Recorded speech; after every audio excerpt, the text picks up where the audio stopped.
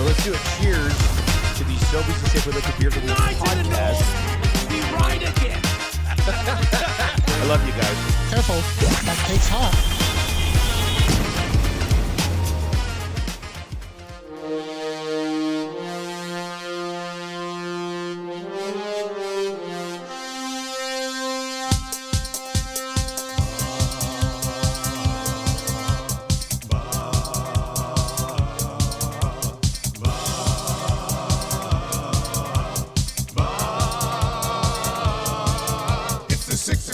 Check-in, come on, let's go. It's the AM Nasty Big Hello. Hello. It's not static, AM radio. It's the Cool Ben Red Hot Nielson Show. Let's go.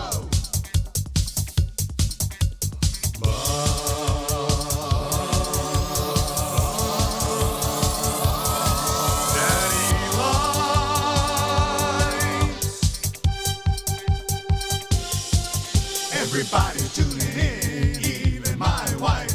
Mommy likes too. And those Macromella intros are cutting like a knife. Hey, it's Mitch texting in, he's your dealer for life. Let's crack a 6 o'clock and lager with some sirloin bites.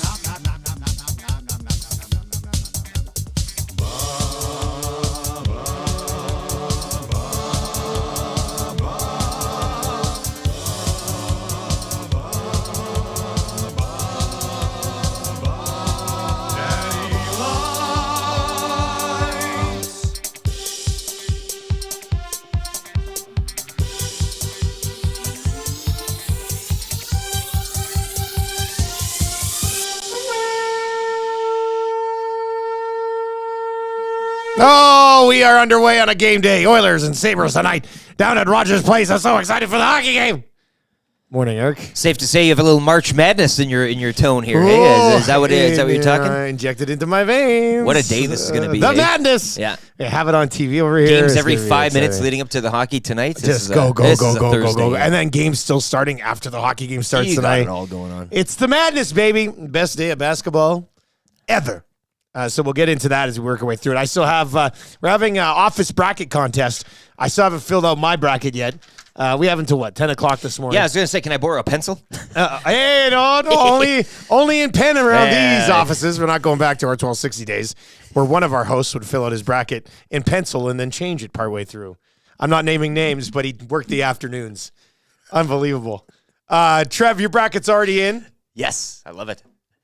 Yes. You're good to go? I got it finished during yesterday's hangout. Okay, Yep. and Zacticums is already in. Yep. Matty said he'll have his this morning. I've sent an email to HR Daddy to make sure he gets in.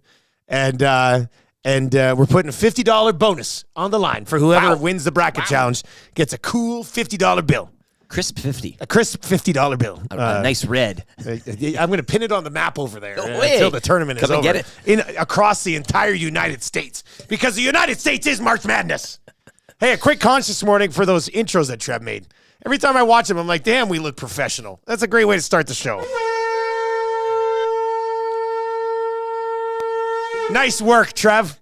Nice work, buddy. Thanks, buddy. I still don't know how you pull that stuff off. It's very impressive.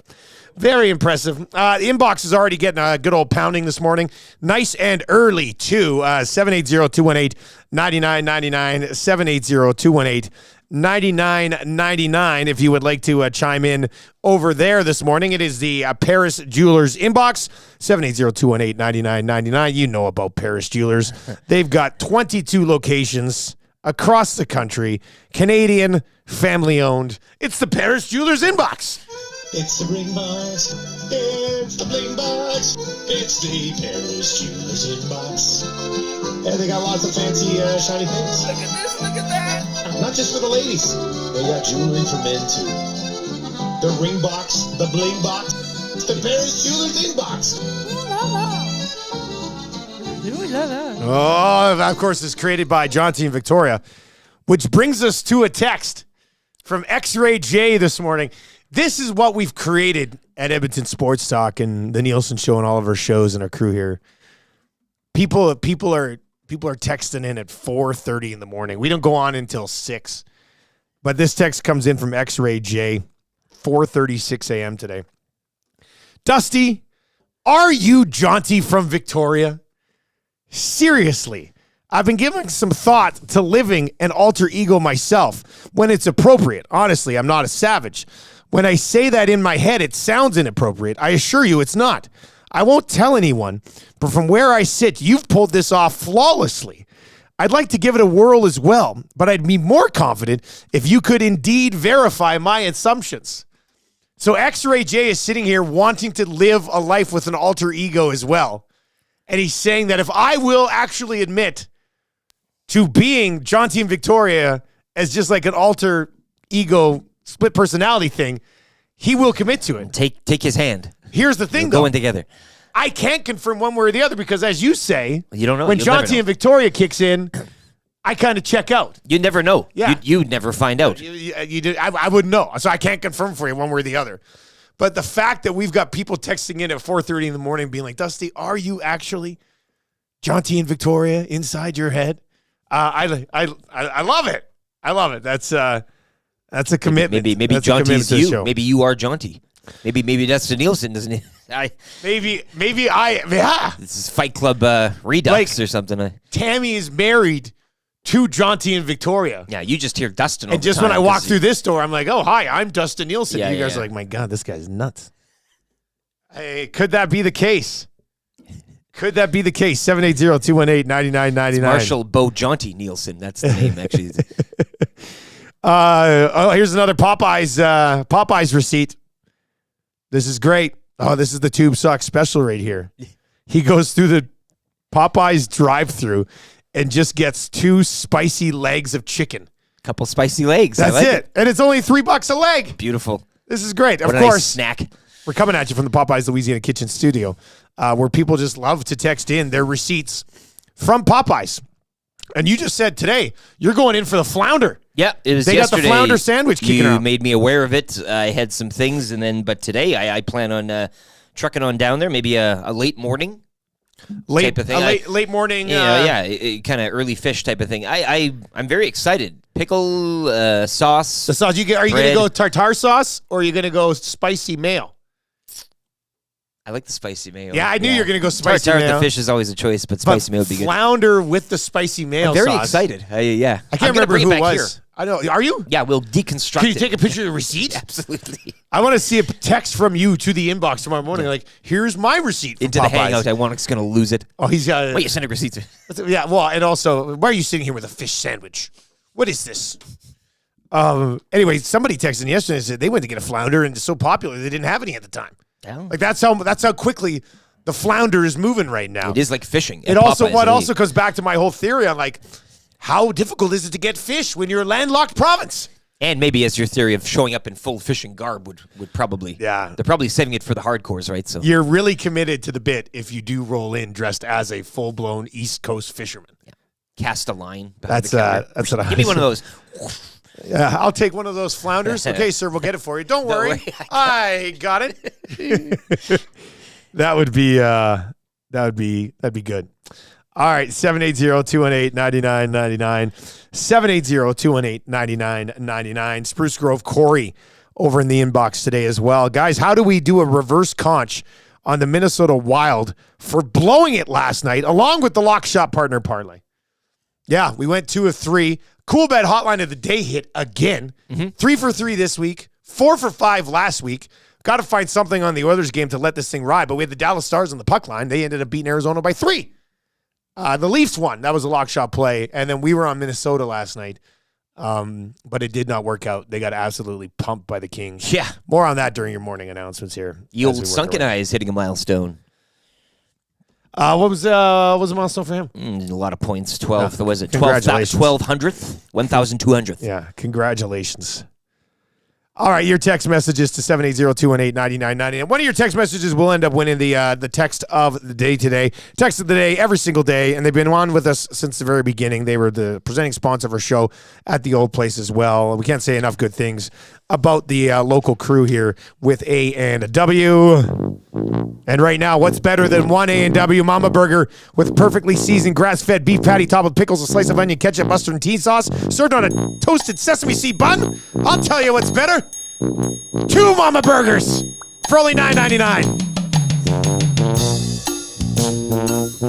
The deal rolls until April 14th. You can enjoy 2 of those delicious mouth-watering mamas for only $9.99. Who doesn't want a pair of mamas? Edmonton, St. Albert, Sherwood Park, and Devon. Drive-thrus for the most part. Open 24/7. Take off one of those top buns. Mama stack. Hey, you can get A quadruple mama. Why not? This guy's going to go quadruple mama. Why not? Holy smokes. Why not? It's the madness, right? Yeah. So anyway, if you want that gift certificate from A&W, it also leads to a nice conversation around the office when you come in with the crew. Keep those text messages flying in today. Let's have some fun today. 780-218-9999. It's a game day, man. Right? It's not every day the Buffalo Sabres roll into town. Yeah. You know? I think that's good. The Zemgus Girgensons of the world. Gergensons. I'm going to track that down today. Yeah. Guys, Popeyes has crews out all the time scouring the area for trucks selling seafood on the side of the road. That's how seafood is acquired in a landlocked territory. That makes sense. I like that. I have a lot of time for the theory that Dusty is Jonty's alter ego. In reality, he's eaten all those different foods and done all that debauchery, etc.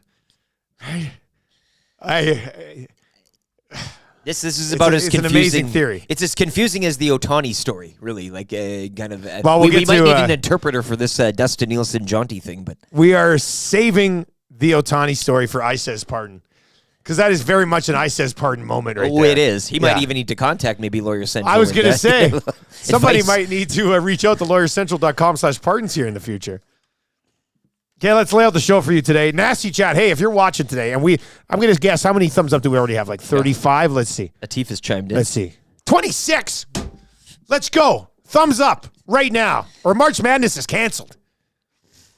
Hammer the thumbs up. Where is Atif chimed in? Nasty chat or on the inbox? Nasty chat. Oh, boy. He's in on the Vegas keyword. Is he? He's ready to roll. All right. The man in the chair. Ready to rock. He just guessed Gonzaga? Oh, here we are. What is the keyword of the day? I want to qualify to go to Vegas. Vegas won't be able to handle me rolling. Well, wheels. It's nice to ask, but You can't just. how this works. Atif asked, so here's your keyword. This is just for only Atif can text in. Atif, come on, man. You know how this works. Are you drinking early here today, Atif? Let's just listen up. We got I'll lay out the show for you. We'll tell you when the keyword's coming up. Once again, busy program. Busy program today. Morning announcements coming up here around 6:10 today. Tales of the North. E be a good old time for Christopher Boyle. He's a new sponsor of Tales of the North. And he's all on board with it, too. I love it. I Says Pardon at 6:45 today. Luke Gazdic and those wonderful eyes and perfect beard. He'll be by around 7 o'clock today. Keyword for Vegas. Hey, Atif, pay attention. Keyword for Vegas, 7:20 today. We'll give you the keyword for Vegas at 7:20. Then we'll drop another winner for your Cool Bet hotline of the day. Then we'll call our qualifier for the Vegas trip.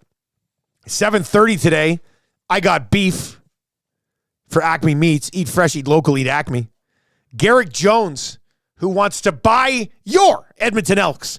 He's going to join us around 7:45. He's been very active in the media in his pursuit of this club. I'm intrigued to figure out what his plans are if he gets them. Sure. Right? Like, well, how do you get things back on track? I think that's a big question. I want to have all 19 interested parties on the show and ask them like the same 5 questions. We grade all their answers, and then we determine, or at least put a recommendation forward to the Elks that we think this should be the group. I don't mind that. I like having them all on at once. Please hold. It's kind of like a Zoom thing. You mute one person at a time, or have them all here in the studio and do some sort of feats of strength. Yeah, maybe what we do is we invite all of the interested parties to Old Timey Cowboy Tournament. Whoever wins the Old Timey Cowboy Poker Tournament gets the Elks. I don't mind that. It's just another option.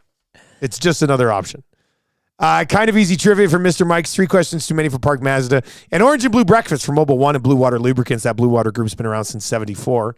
No big deal. Mike Golic Jr. is going to join us at 8:30 today. We're kind of excited about this chat because we used to listen to him when he was with Greeny. It's a nerdy thing for us, I guess. Yeah, Yeah, it it's is. kinda- Back in the day, over at the old place. You get a my day while ago, going. too, because, Yeah. but that was, they were always good. He was what we are to people, to us. Exactly. It's this jaunty thing over and over Yeah, again. yeah, Maybe. Anyway, he's co-hosting the popular Go Joe and Golic show, which is with his dad, doing a show every day with your dad. I think it's awesome, but I could also see why it could be frustrating. But the two of them, I told you too, they are a father-son Yeah. relationship unlike any other. Yeah. Well, you said you could see myself and Marshall sitting here in like 20 years. It's or whatever, best like- friends. Like it's. Yeah. I don't think Golic Jr.'s been grounded once. No, But he's never done anything bad to justify a grounding. Yeah. That's just how it. He's just a good son. He's just a good son. We're yeah. going to introduce him as good son from America. Apple pie, Mike Golic Jr., white yeah. shoes, the whole bit. So he's going to join us around 8:30. And then scalding hot takes today for Claiborne Services. If you're looking for work, and we're not kidding around here, if you are looking for work, if you need a job, look no further. Just check out claiborneservices.com. They're hiring all levels of apprentices. If you're looking for a new career, you want to make a boatload of cash really fast, claiborneservices.com. So like I said, busy show. Hot takes last night. Hot takes was difficult to come together last night. It took me a while, but when I finally put the finishing touches on it, I don't know if I'll win, but it's not going to be one of those days where like, oh, Nielsen sucked. Like, I got some pretty good takes today. Okay. So we'll see. Okay. Looking to defend the mitt because you're trying to unite in-season Yeah. tournament potholder and the mitt. Wouldn't that be something? That's never happened. So we'll see how that goes over. All right, and keyword coming up. Today's keyword is a word, so that's a start, and we'll get into that a little bit later on. I always like to have it. Yeah, there you go, buddy. Take a little peek at that. Where's my tea today? Interesting. I had my tea. Oh, it's out there. Put these takes I'll get away that. for crying out loud. Hey, are you looking at my I'm takes? not looking at them, but you're brandishing them around like a whore here. I got my takes. Here. My takes. Sorry, somebody takes. If you need one. I'm okay. all I want to right. win. Let's get into your morning announcements for 100.3 The Bear.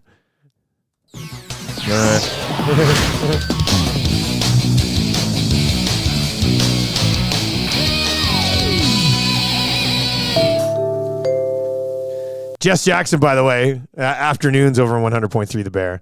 Yesterday, she took Eric's and put it into a tweet. I mean, she sent us a video of that, right? I wonder if I can. Yeah, it was like an imaging. Let me check out my notifications. very, I'll see if I can find it. I got it, but you can. Yeah, here. Let me see. I'll track it down. We're gonna get to it. She cut it in nicely. It was. It was very well done. Flawless. Oh, by the way, as I scroll through my Twitter, Con Air, March 29th at the Metro. I'm going to be going to that. It's a Friday night. I like that idea. Plan on hitting that up. Con Air on the big screen. No big deal. All right, yeah. So here, Jess put this together yesterday over at the Bear. She really wanted to get this done. She's a big AM nasty herself. Here we go. Edmonton's best rock, 100.3.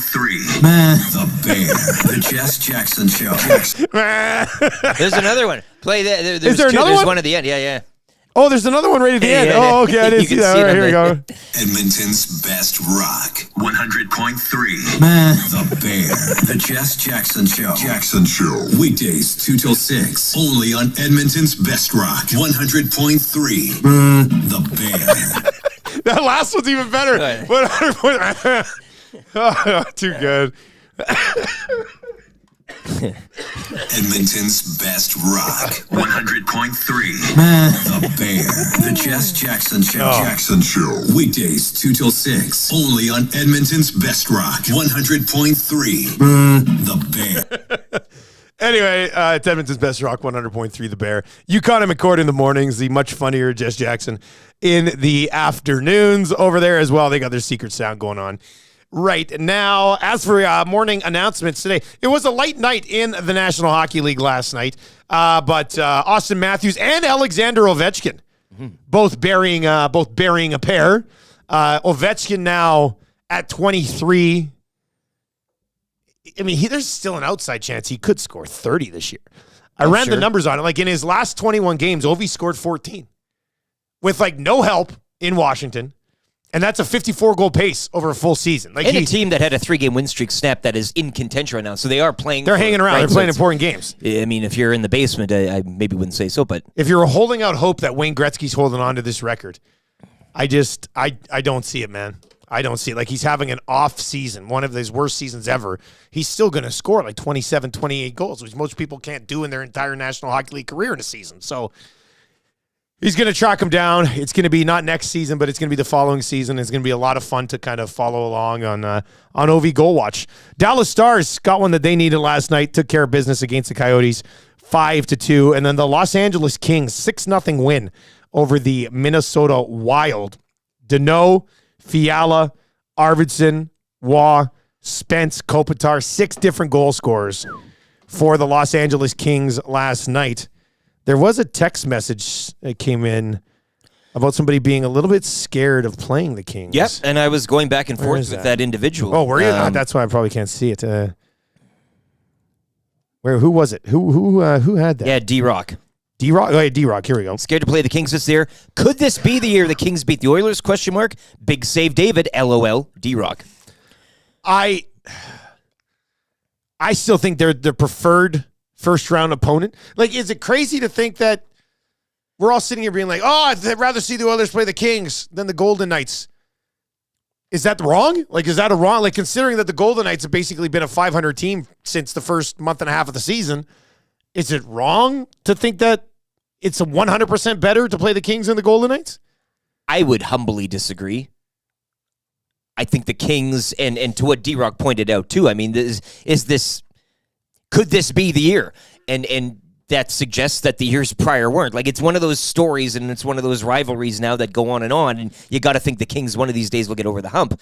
If they had a goalie, I mean, that would change, I think, a lot of opinions, but somebody heats up. They're playing really well right now. Who's to say? I think I've always said that the Kings are the team built to beat the Oilers. I think they hate the Oilers. I think the Oilers as well hate the personnel in the Kings more than any other team around the West or those playoff competitors. So, I mean, you take who you get. It's not in the West. We've talked. All these teams they're all going to be hard outs. It's not going to be an easy path. But opening round against the Kings, I'm not as bullish as some Oilers fans might. Like, you don't think they're just going to roll over them type of thing? I don't think they'd roll over them either. Trev, what do you think? Right now, if you had to pick Oilers and Kings in a series right now, what is it? Oilers in 6? Against the Kings, maybe Oilers in 7. I don't know. Like, I'm terrified of the Kings. I honestly am. Yeah. Like, you look at it, the team that got them out the last 2 years are the Oilers.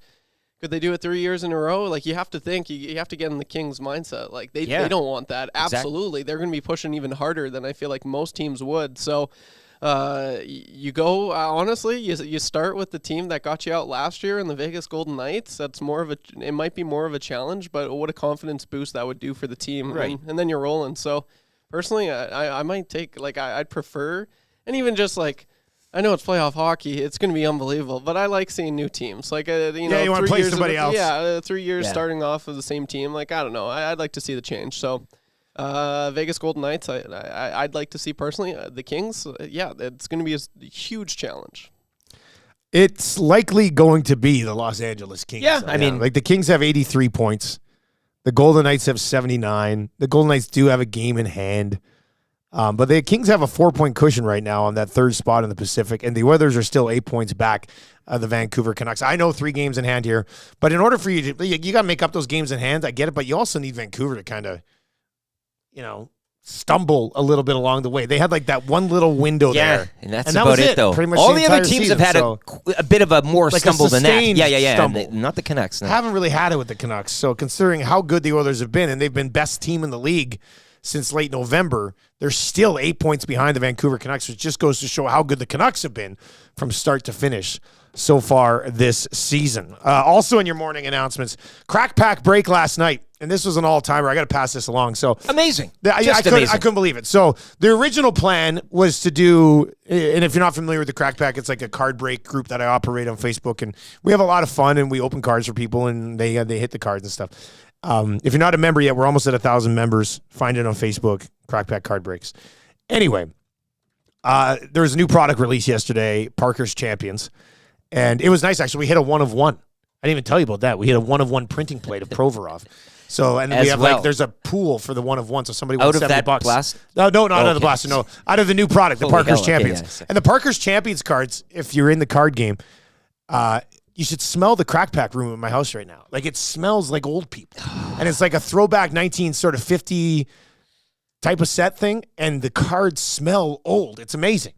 Anyway, you should get a crack pack sweater and a nice pair of loafers. Yeah, Mr. Rogers, when you get in the crack pack den and get really... That'd be cool, actually. That's a good idea. Anyway, so we had those 6 boxes, and then I was like, you know what? Everybody's going after this $1 million Bedard card. You know, might as well just get a small little blaster box, which is just 4 packs.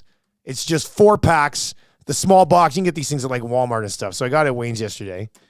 Go through the 6 boxes of the new product, and then I was like, oh, well, you know, now let's open up the blaster box. Maybe we pull the Bedard Young Gun. Like, what would be the odds? There's only like 1 Young Gun per box. Very first pack I opened, we got the Bedard Young Gun, if you can believe it. Like, out of a 4-pack blaster box. And the crazy thing is that this is the second Bedard Young Gun that I pulled with the crack pack. The first one went to Cash and AM Nasty. This one also went to Cash last night. He drew Chicago again and got a second Bedard Young Gun. He was in here last week picking up the first one. Now he's coming back for another one. And then the second pack I opened out of these 4 packs had the Connor Bedard Green Dazzler. And it was just like an all-time blaster box. You should have seen the chat last night. Oh, the crackback. They were like, it was crazy. So that was a nice little announcement. Out of a blaster box of all things.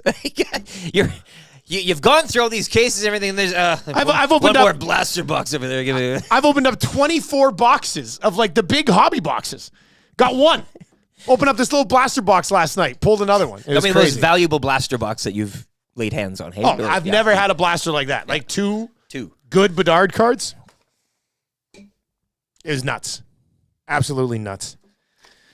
All right. We want to mention this big show going down. We were set up at one of these types of shows a couple of weeks, just over a month ago, I guess. But RV Wars. It's time. RV Wars. RV Wars featuring Fraser Way RV, Go RV, and Arcan RV. It's the last show and sale of the year.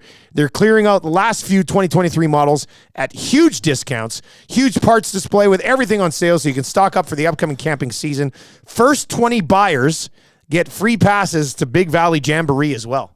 So that's a nice little bonus. Go in, get yourself hooked up with an RV. Oh, and where can you take this RV to? Big Valley Jamboree. Well, if only I had passes.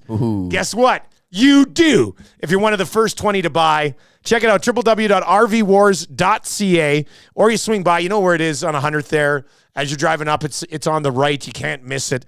rvwars.ca, 17303 100th Ave. The RV Wars start today and continue through the weekend. Once again, check it out, www.rvwars.ca. Also, at the end of the show, at the end of the RV Wars this weekend, Fraser Way RV staff, Go RV staff, and Arcan RV staff have a street-style brawl like an Anchorman, where they all come together, and no matter what happens, one person from the staff dies.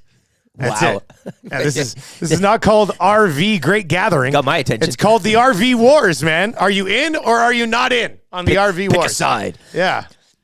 So you got to be committed to the game. Check it out, rvwars.ca. Tales of the North coming up on the other side of 6:30. I says, pardon? Otani. Otani. We'll get into that. First, he doesn't touch second yesterday, and now this. We'll get into all of that coming up here before 7 o'clock. If you need a conch this morning, I know the inbox is taking a pound, and we're going to try to sort through a bunch of things over there. Hit us up in the nasty chat, and hey, hammer the thumbs up unless you hate us. But that'd be great if you did. Like 54 thumbs up in the first 31 minutes. Feel like we could do a little bit better. But, it's early in the morning. Don't want to bother you too much. You've been let down, shall we say a bit. Maybe you had higher hopes. What are you going to do? Whatever. Yeah, you can. If Jaunty was here, I'm sure he would have so many. Sure, yes. They all give the thumbs up for Jaunty. All right, let's get to, if you think my alter ego is indeed Jaunty and Victoria, give us a thumbs up on YouTube. That would be... That'd be great. Let's get to a sports update for Green Plan. Tales of the North in less than 2 minutes.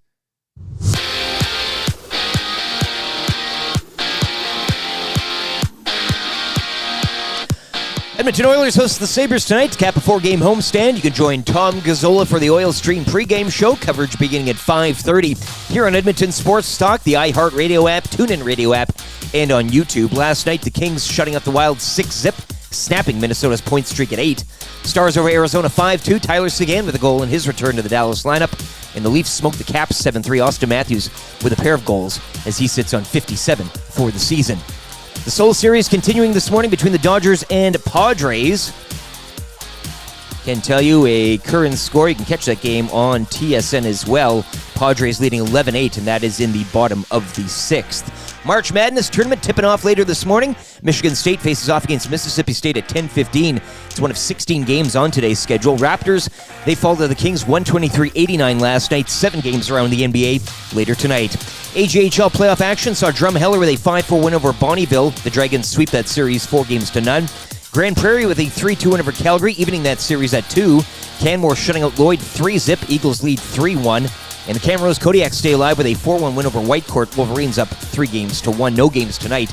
Action will resume tomorrow with 3. Ottawa over New York 3-0 in PWHL action. New York have lost 7 straight, while Ottawa moved ahead of Boston for the 4th and final playoff spot. Toronto beating Boston 2-1 for its 11th straight win. In Canada's Rachel Homan looking to remain undefeated at the Women's Worlds today from Nova Scotia. The 8-0 Team Canada rink up against 1-7 Estonia this morning and will face New Zealand later this afternoon. Sports update brought to you by Green Plan, providing you with award-winning environmental planning and consulting services. Whether it's municipal, industrial, or residential, plan it right with Green Plan. Visit green-plan.com or give them a call, 780-455-4292.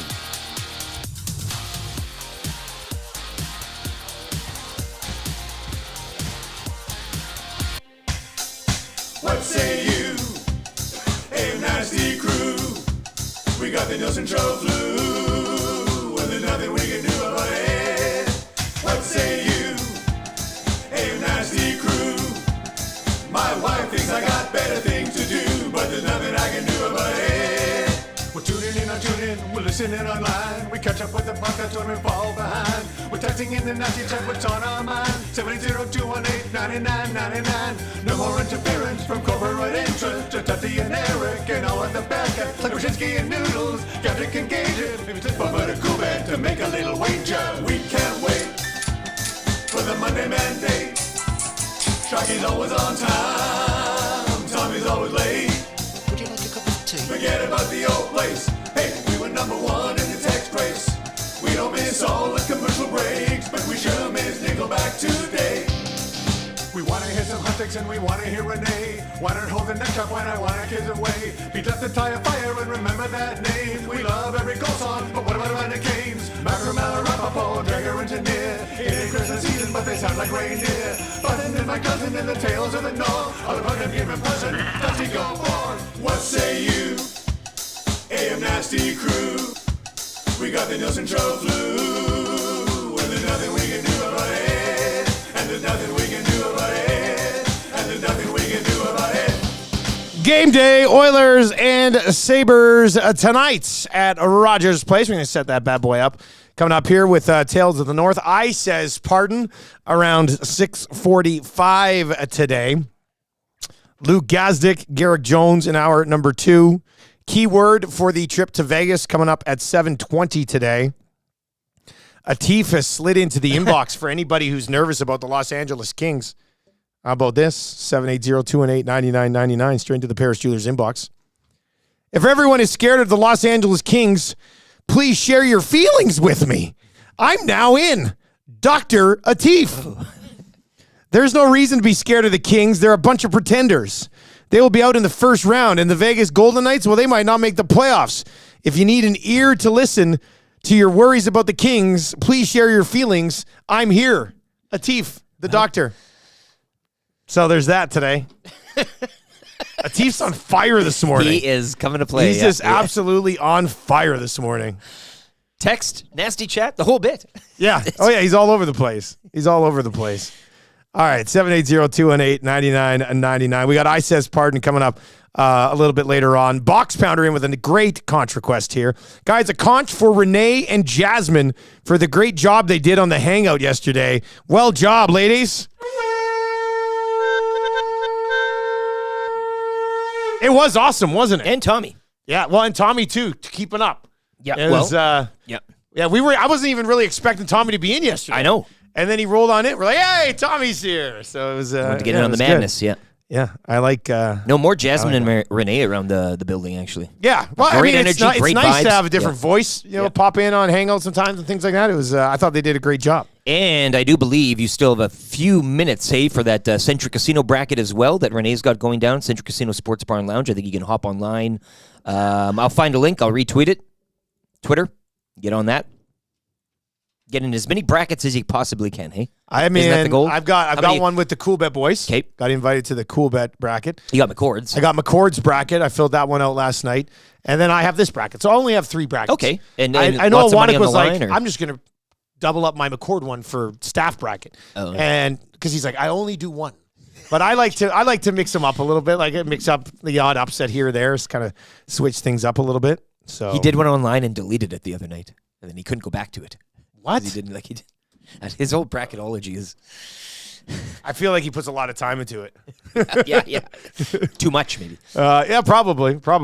All right, Scalding Hot Takes still to come in the third hour of the show today as well. But we do have Tales of the North to get you set. For those of you texting in and being like, does a teeth do other types of doctor work? And those texts immediately flew in. He's not a proctologist. Yeah, bend over and cough. He's just our guy in the chair. All right. Hey guys, Tommy's hair now has some competition. Jasmine's. Oh yeah. I wonder if Tommy was rattled yesterday because he didn't have the best hair on the head. Well, that's why he was here, to keep up. Like he wanted so. to make a presence. If he wasn't here, he'd be like, "Oh, who's this Tom guy?" We have our co-hosts already for the hangout. It was Jasmine. It was good. Shout out to Renee and Jasmine once again. Thanks for coming in. They talked about a bunch of stuff. It was good. Lacombe Drew to the inbox this morning as well. Dick Veneret hearing that Jaunty is Dusty's real alter ego. I says, F it, pardon? F me. Suck it, Jaunty. Boy, you do a great Dick impression. I've been working hard on my Dick Veneret impression. Thank you, Eric. You must have been listening to his podcast episodes. That must have been 5 minutes with Dick uncut. Man, if I had time, we would certainly talk to him about that. I'm sure we could get that running on the Bear overnight or something, hey? Kind of a DJ betting segment or something. Got a relationship over there now. Like, I think we're probably about a year away from Dick Veneret doing middays at the Bear. That would be amazing. A long day for old Dick. I think that would be a lot of fun. All right, let's get into Tales of the North, presented by Chris Boyle, guardian of livelihoods, protector of paychecks, the shielding against life's tribulations. Yeah, that's good, right? You got to check this out. If you hop online, go to christopherboyle.net/Tales of the North. He's giving away some playoff tickets. Book a chat with him. He'll help you with your finances. He'll advise you on ways to get the most out of your money and ways to protect your money. And he was telling me some of the ways here. He's a very, very creative man. But you'll also go into the mix to win playoff tickets for the first round of the playoffs. So that's nice. christopherboyle.net/Tales of the North. Let's get into these. Rick, you look like you're ready to go over there. Hey, Oilers and Sabres tonight. I'm ready. Here we go. Tales of the North. Let's do it.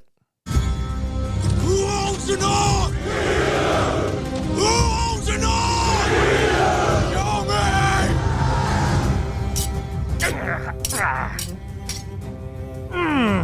Sengas Gergensons, you rusty Latvian loser. Tonight in the North, an army of saber-wielding warriors attack the heart of Ice District in search of a double dose of points from Daryl's Den. Recent reinforcements for the Orange and Blue continue to make an impact among their new mates. Rico the Ravager, a steady hand, the stabilizer, delivering a blow in battle for the first time just days before. And when we speak of blows, we may, nay, we must, bring to the forefront he who goes. Lord Garrick the Barbaric, the face puncher, the curator of the code. Mitts be damned, for it's a bare-knuckle brawl that he seeks, and a rumble at Rogers that he may find. These are the tales of the North, and may they be heard far and wide across this great land. We got McDavid and you didn't. Sorry about the we. No, I'm glad you. Tommy's listening. Somewhere, Tommy has Swedish hair cream all over the place right now because it rattled him.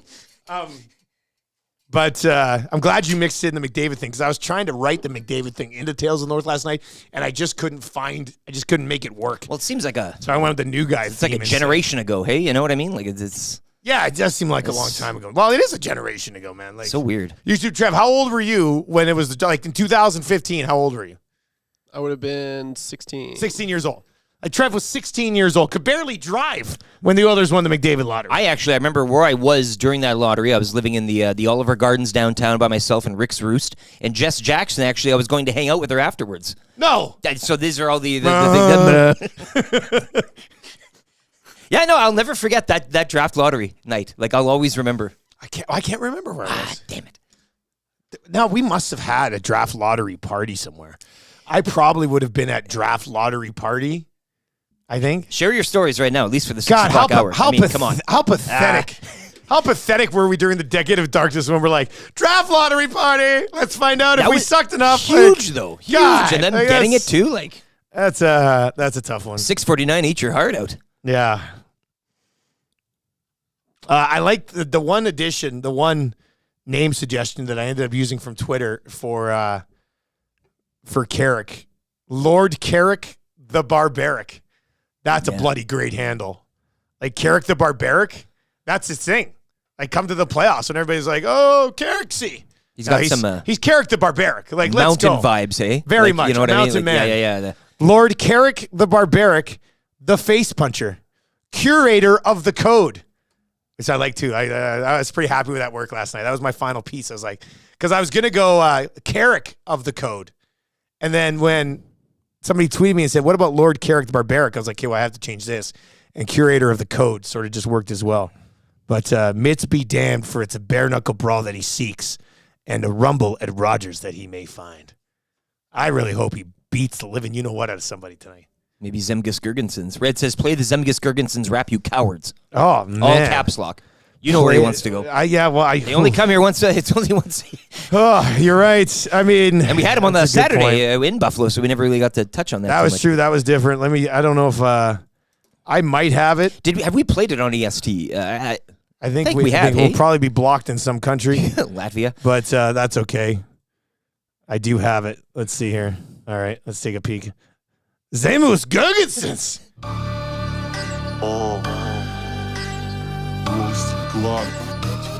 Vai tu esi gatavs? 1,5 miljoni balvu. Zemes Girgensons. Paceļ Latviju mazliet uz augšu. Zemgus Girgensons. Kurš ir tās, kuram ir daudz naudas? Zemgus Girgensons. Kurš ir tās, kuru vārdu mēs saucam? Zemgus Girgensons. Es esmu tik tīrs. Oh man, Zemgus Girgensons rap. I want to comb my hair straight down and put gel in it and smoke and wear Adidas track pants listening to that. Yeah. Hey, that's the theme. That's the style. Zemgus Girgensons. Yeah. Girgenson's been like the same player his entire career. Like never really got better. He's just kind of been that same guy. That's it. Top LW. Yeah. All right. If you like the Zemgus Girgensons song, hit thumbs up on YouTube. We'd really appreciate it. Just hammer that thumbs up, and subscribe to the channel if you haven't already. We'd love the subs. We're over 7,300 now, making the push up towards 8,000. So let's keep going with that plan. Wheels. I was watching the draft. I'd assume the lottery in garage and fell out of my chair. He then says I was jumping up and down when we won the McDavid lottery. So the lottery made Wheels jump out of the chair, fall out, and then jump out. Lots of you share your McDavid draft lottery memories. And I think was it not a Friday or a Thursday? Like it was later in the week. I feel like it was a Thursday or Friday. Guys, I was in Arizona and managed to find a TV channel. Hugged my buddy, jumped and danced. Wives were confused. Like two grown adult married men jumping and hugging and dancing and kissing each other on the cheeks. D-Rex is in this morning. 780-218-9999. It's the Paris Jewelers inbox. I was driving my family down a dirt road to my cousin's house at Sandy Beach, and I almost drove us off the road laughing my ass off. D-Rex almost killed his family. But I thought it was just hilarious that the Oilers won that lottery. Lots of good memories. I like it. I love it. Yeah. Jeffy today, 780-218-9999. I was at an all-inclusive in Cabo. Needless to say, I got fairly inebriated that night. That's the place you want to be watching that, hey? Get your money's worth? Yes. 780-218-9999. Keep those text messages rolling in. And we'll continue to get to those. One of you is going to win text of the day today. But yeah, where were you when the Oilers won the McDavid lottery and changed the here's a fun game to play today, just because it is Buffalo in town. Yeah. If the Oilers don't win the McDavid draft lottery, what are they right now? Where are they right now? They take Eichel at 2, obviously. Just envisioning Eichel in a Oilers uniform is it doesn't seem. Yeah, but wait, I like an alternate feel like universe Eichel exists. wouldn't be here still. Yeah. Right, there would have been he would have not been pleased with something along the way, and he would have been traded to an American club. So where are they? It's funny because if you didn't have McDavid, you probably still would have sucked a little bit longer even, and you would have drafted a few more of these top-end guys. I don't know. But you still have the same people doing the drafting, though. That may be the concern there, too. Yeah. I don't know. It's. I think that's an interesting conversation. Where do you think the Oilers would be right now if they didn't win the McDavid lottery? Somebody's got to say a Stanley Cup. Somebody's got to say somehow, some way, draw me the map, give me the push pins and the strings and everything, Draisaitl and then you go on and win the cup or something like that. There's a bizarro universe somewhere where the Oilers didn't get McDavid and have won 2 Stanley Cups based on the strength of Leon Draisaitl as the leader of the team. Sure, why not, right? Wouldn't that be something? Z texts in. Says, guys, it was Saturday, 4:18 p.m. Saturday, okay. Me and my friend were at my place and yelled so loud we scared my family. That guy remembers the exact 4:18, time. I love it. In the afternoon. That's a good one. I like that. Where were you when the Oilers' fortunes for the franchise were significantly altered? A historic day. Was working at Wayne's Sports Cards table at Calgary Comic Expo. His father called him and said, "We won the lottery." Wayne thought he meant 649 at first. That's a really nice. We won the lottery. Yes. Well, some people would have taken McDavid over a 649 purse, but Cliffy Clavin says, "I was at an all-inclusive in Leduc, Alberta, living that good life." Nice hey, choice of hotels there. Yeah. Bonnie Doon basement suite, jumping up and down. Yeah. Buzz in Nebraska says, I was in my wife's parents' basement. The paddle boat. I love how many people remember the exact moment. Finite detail. It's great. I had just hung my TV on the wall and was sitting in my recliner. It's my most vivid memory. Because you knew, as you said, you knew that was a momentous. Well, that was it. A certain amount of moments in your life where you're like, better put a bookmark in this one because this is a huge, huge moment.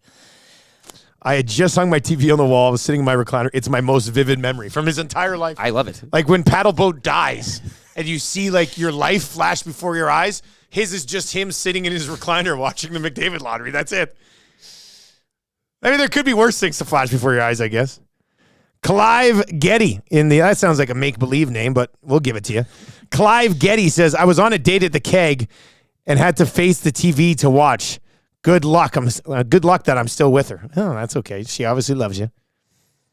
Guys, I was at the Calgary Comic-Con standing in the library of our hotel. We were the only fans happy to see what had happened.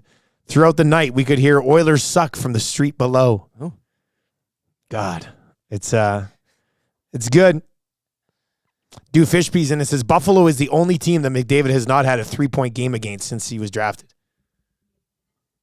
Might have to sprinkle that tonight. Is the night. McDavid sprinkle 3 points, and then on the broadcast they get to say it's the final team. He's done. He's finally done it. Hey, that's what they'll say. Another milestone. Yeah, guys. I was in high school working at Pro Hockey Life.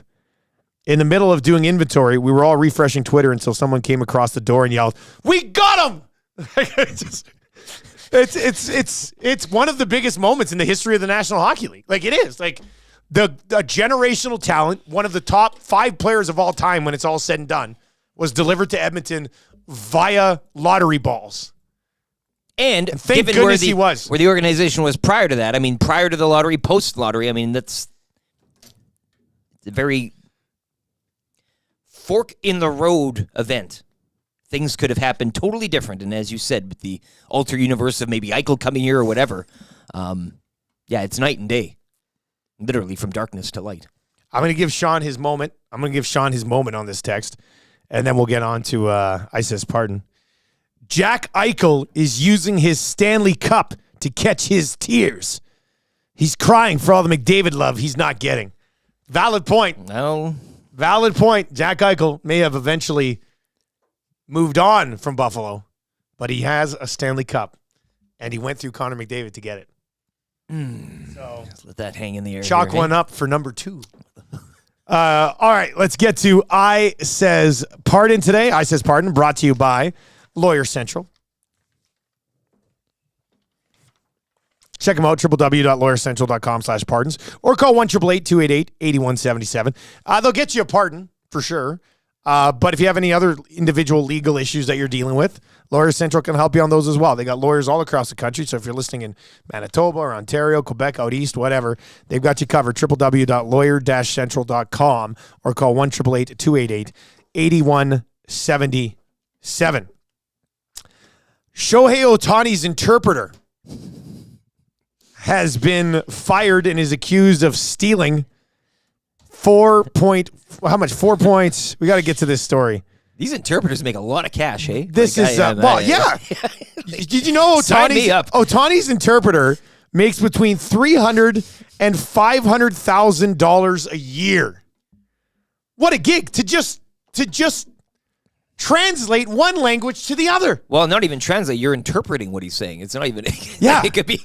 He could really interpret it however he wants. I think he said this. It's that was kind of something coming out of that story. I was just like, this dude makes $300,000 to $500,000 per year.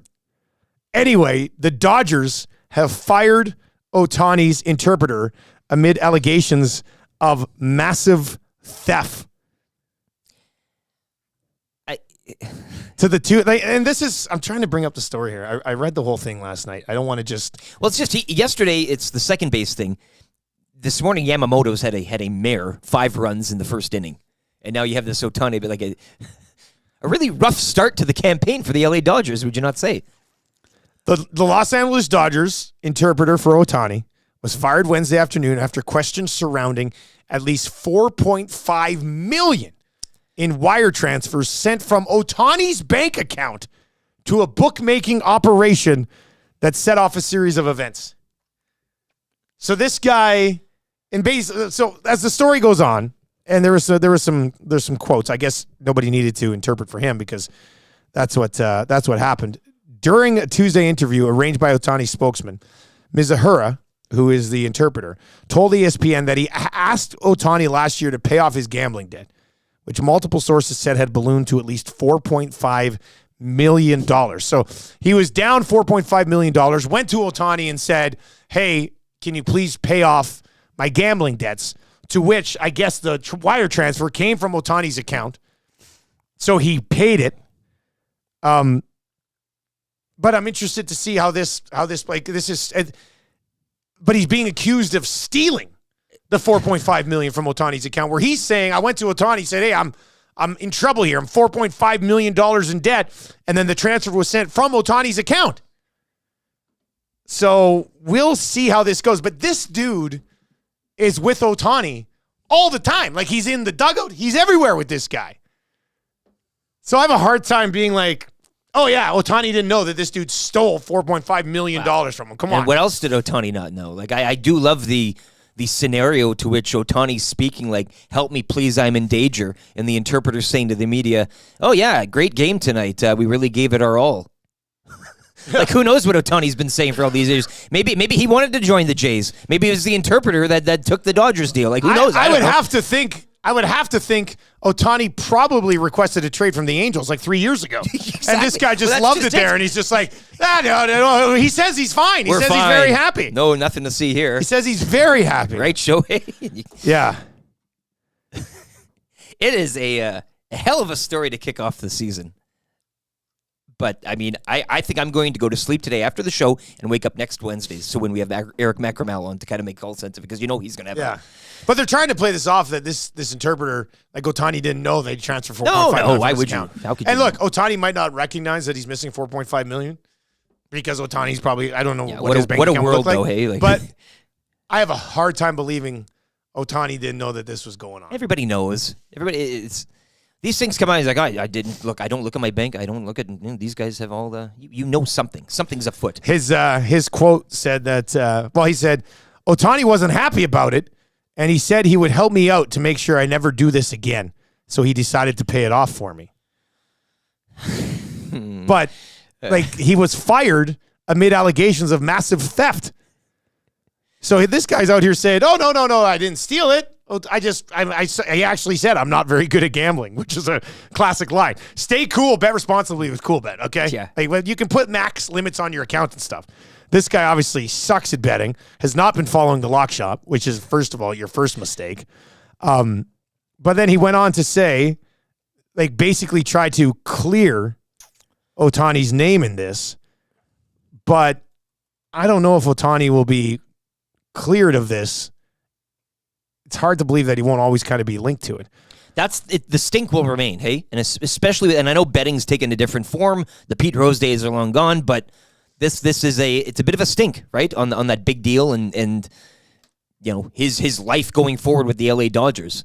The summer, the plane, the whole bit. You're like, oh, okay, well, lots of money, and now they're going to win a World Series. And even Yamamoto this morning. I mean, all this money, and it's 2 games in, and you have all of this on-field, off-field crap you have to deal with.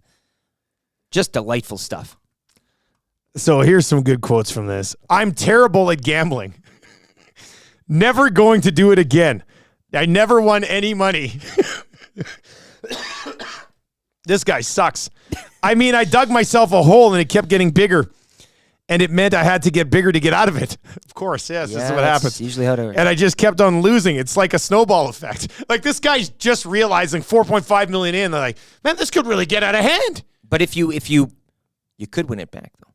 Oh, of course. He was obviously like, man, I'm $2 million down. I better bet $2 million to try to get it all back.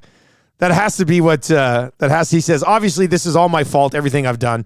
I'm ready to face the consequences for it. We'll see it. We'll see how this sorts out. He did say, I never bet on baseball. That's 100%. I knew the rule. We have a meeting about that in spring training. I love how it's just NHL. Yeah. Yeah, he's down $4.5 million on puck lines. Wouldn't that be something, eh? Guys, I also said, I want everyone to know that Shohei had zero involvement in betting. I want people to know I did not know this was illegal, and I learned my lesson the hard way. I will never do sports betting again. Yeah.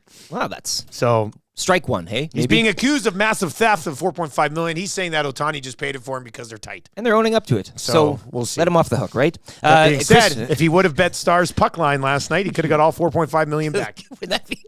Chris Clements was. I'd like to see the translator running the bases with him as well. Wouldn't that be like getting up there, going to bat, holding the bat behind him? Well, like when he's not on the field, this dude is there, or he was there. I mean, sure, he's gone now. He's gone now, yeah. Yeah. All right, 780-218-9999. Where were you with the McDavid lottery? Your thoughts on the Otani betting scandal with his interpreter? I think it's. I mean, you have to really suck to be down 4 points. They got to hit one sometime. Well, my God, worst sports bettor of all time. All right, a conch for Otani, though, because he obviously knew nothing about this ever. Poor guy. Yeah, somewhere Pete Rose is like, oh, that's come just on! Yeah. Like maybe if this flies under the radar for Otani, maybe Pete Rose gets like reinstated. Wait until they implement performance-enhancing drugs in the sport, hey? Then we're in for a show. Something. Mark McGuire will be rolling in his grave. All right, hit us up in the nasty chat. If you were watching on YouTube and you had not yet subscribed, please subscribe. Hammer the thumbs up for us as well. More of your reaction in the old inbox over there. This Otani thing might be how you end up winning text of the day. Luke Gazdic on the other side. He is going to join us. We've got Garrick Jones, who's heading up one of the parties that's interested in buying the Elks. He's going to join us around 7:45. Keyword for the trip to Vegas in 19 minutes. Don't go anywhere there. Eric's got more right now on the Blind Curling Championships. Morning and afternoon draws today down at the Granite. Rick's got more on that coming up here with Sports Update. If you're looking for a great hamburger as well, get down to the Granite and check out that Curling Flatboy Burgers. Nobody does it better. We'll begin, though, on the ice. Oilers and Sabres tonight. Edmonton capping a 4-game homestand. Tom Gazzola will get you set. He'll have your Oil Stream pregame show. Coverage beginning at 5:30 here on Edmonton Sports Talk, as well as the iHeartRadio app, TuneIn Radio app, and you can watch his pretty face on YouTube. Last night, Kings shutting off the Wild 6-zip. Stars over Arizona 5-2, and the Leafs smoking the Caps 7-3. Major League Baseball's Soul Series continuing this morning between the Dodgers and Padres. You can catch that game on TSN. Latest score, we'll see San Diego currently leading 12-9 in the bottom of the 7th. March Madness tournament tipping off later this morning. Game 1, we'll see Michigan State face off against Mississippi State, 10:15 start. It's one of 16 games on today's schedule. Raptors falling to the Kings last night, 123-89. 7 games around the NBA later tonight. Opening round of the HHL playoffs continuing last night. Drumheller Dragons with a 5-4 win over Bonneville. Dragons sweeping that series 4-0. Grand Prairie with a 3-2 win over Calgary. That series tied at 2. Canmore 3-0 over Lloydminster. Eagles lead 3-1. And the Camrose Kodiaks staying alive with a 4-1 win over Whitecourt. Wolverines lead that series 3-1. No games tonight. Action will resume tomorrow with 3. Ottawa over New York, 3-zip in the PWHL. New York have lost 7th straight. Well, with the win, Ottawa moved ahead of Boston for the 4th and final playoff spot. Toronto also beating Boston 2-1 for its 11th straight win. Canada's Rachel Homan looks to remain undefeated at the Women's Worlds today from Nova Scotia. The 8-0 Team Canada rink will be up against 1-7 Estonia this morning and will take on New Zealand later this afternoon. The Edmonton Blind Curling Club is hosting the 50th Western Canadian Blind and Vision Impaired Curling Championships on now until March 23rd at the Granite Curling Club. Come out and support visually impaired athletes as they look to become champions of the West. The Nielson Show featuring Lieutenant Eric. Only on Edmonton Sports Talk.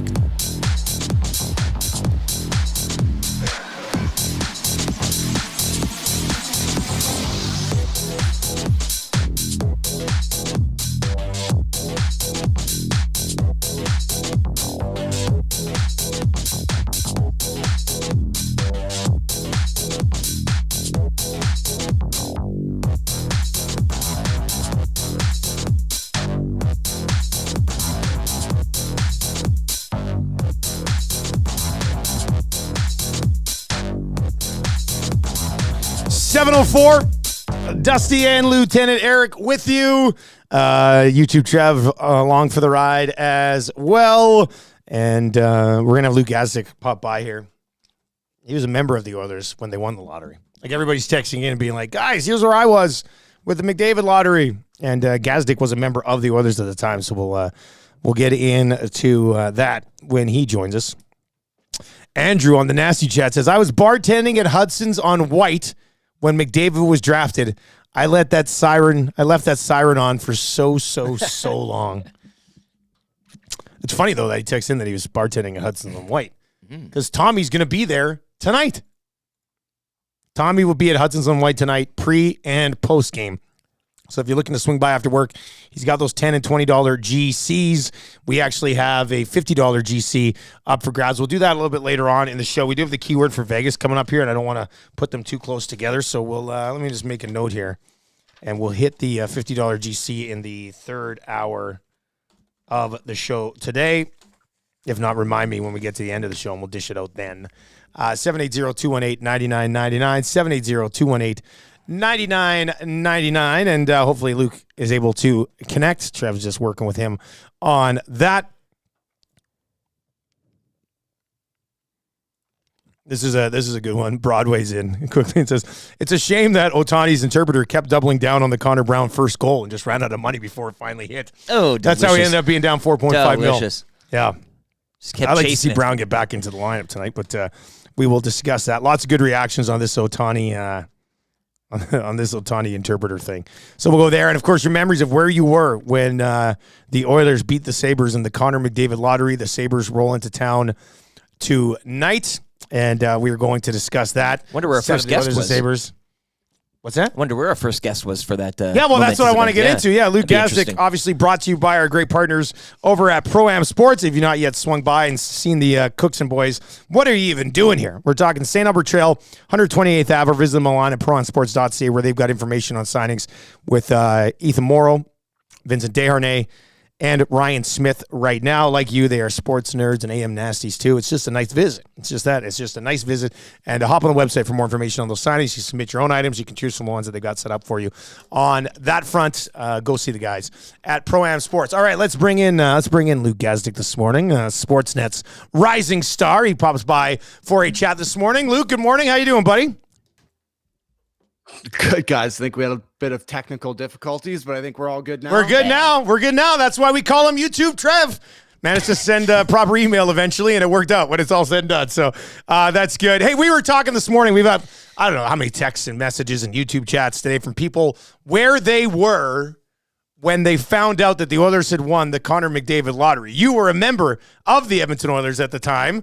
Were a few of you guys together to see how it worked? Or were you all living your own life, or what was it like? You know what? I was probably in the best place possible to hear that we drafted McDavid, and that was I was in a poolside cabana in Las Vegas. Yes. Probably 8. I think there was 8 or 10 of us, something like that. Yeah. That's where I found out. I was with a bunch of the guys, so it was obviously pretty exciting. But it must have cranked up the Vegas trip a little bit at that point, I guess. Yeah, it did. I'll never forget this too, because we were with Derek Roy, and Derek had a great back half of the season, and I think was expecting to maybe come back in like a first or second line center role, and then we got McDavid, and that all but kind of spelled out Royce's ending to the team. He was like, the one guy that DR was. DR was probably one of the only ones that was like, happy for you guys, but I'm out of here. Well, it's worked out well. Obviously a game changer for the franchise. McDavid has made a huge impact on the league. Still looking to get his hands on the big prize, and they've got a contender that they've built here again this year. Let's start with the Oilers, then we'll get to the Buffalo Sabres on the other side of this thing, and maybe a little bit around the league last night as well. In the last game, they bumped Kane up to the top line, slipped Nuge down to play with Adam Henrique. Luke, what do you think the coaching staff's looking for there? Why are they just trying to see what they have for third line options? Are they trying to get Kane going on the top line? What do you think's the motive behind that?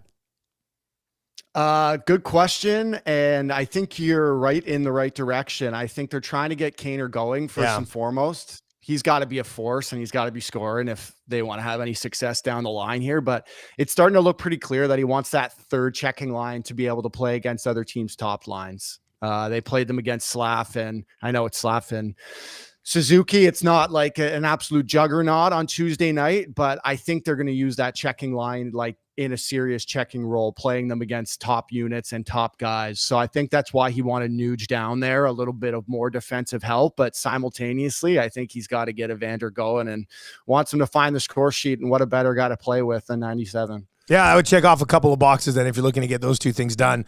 The third line is interesting, is if they're continuing to try to sort of find a legitimate third line checking line, because we did see Kane and Henrique and Connor Brown together. Brown ended up scoring.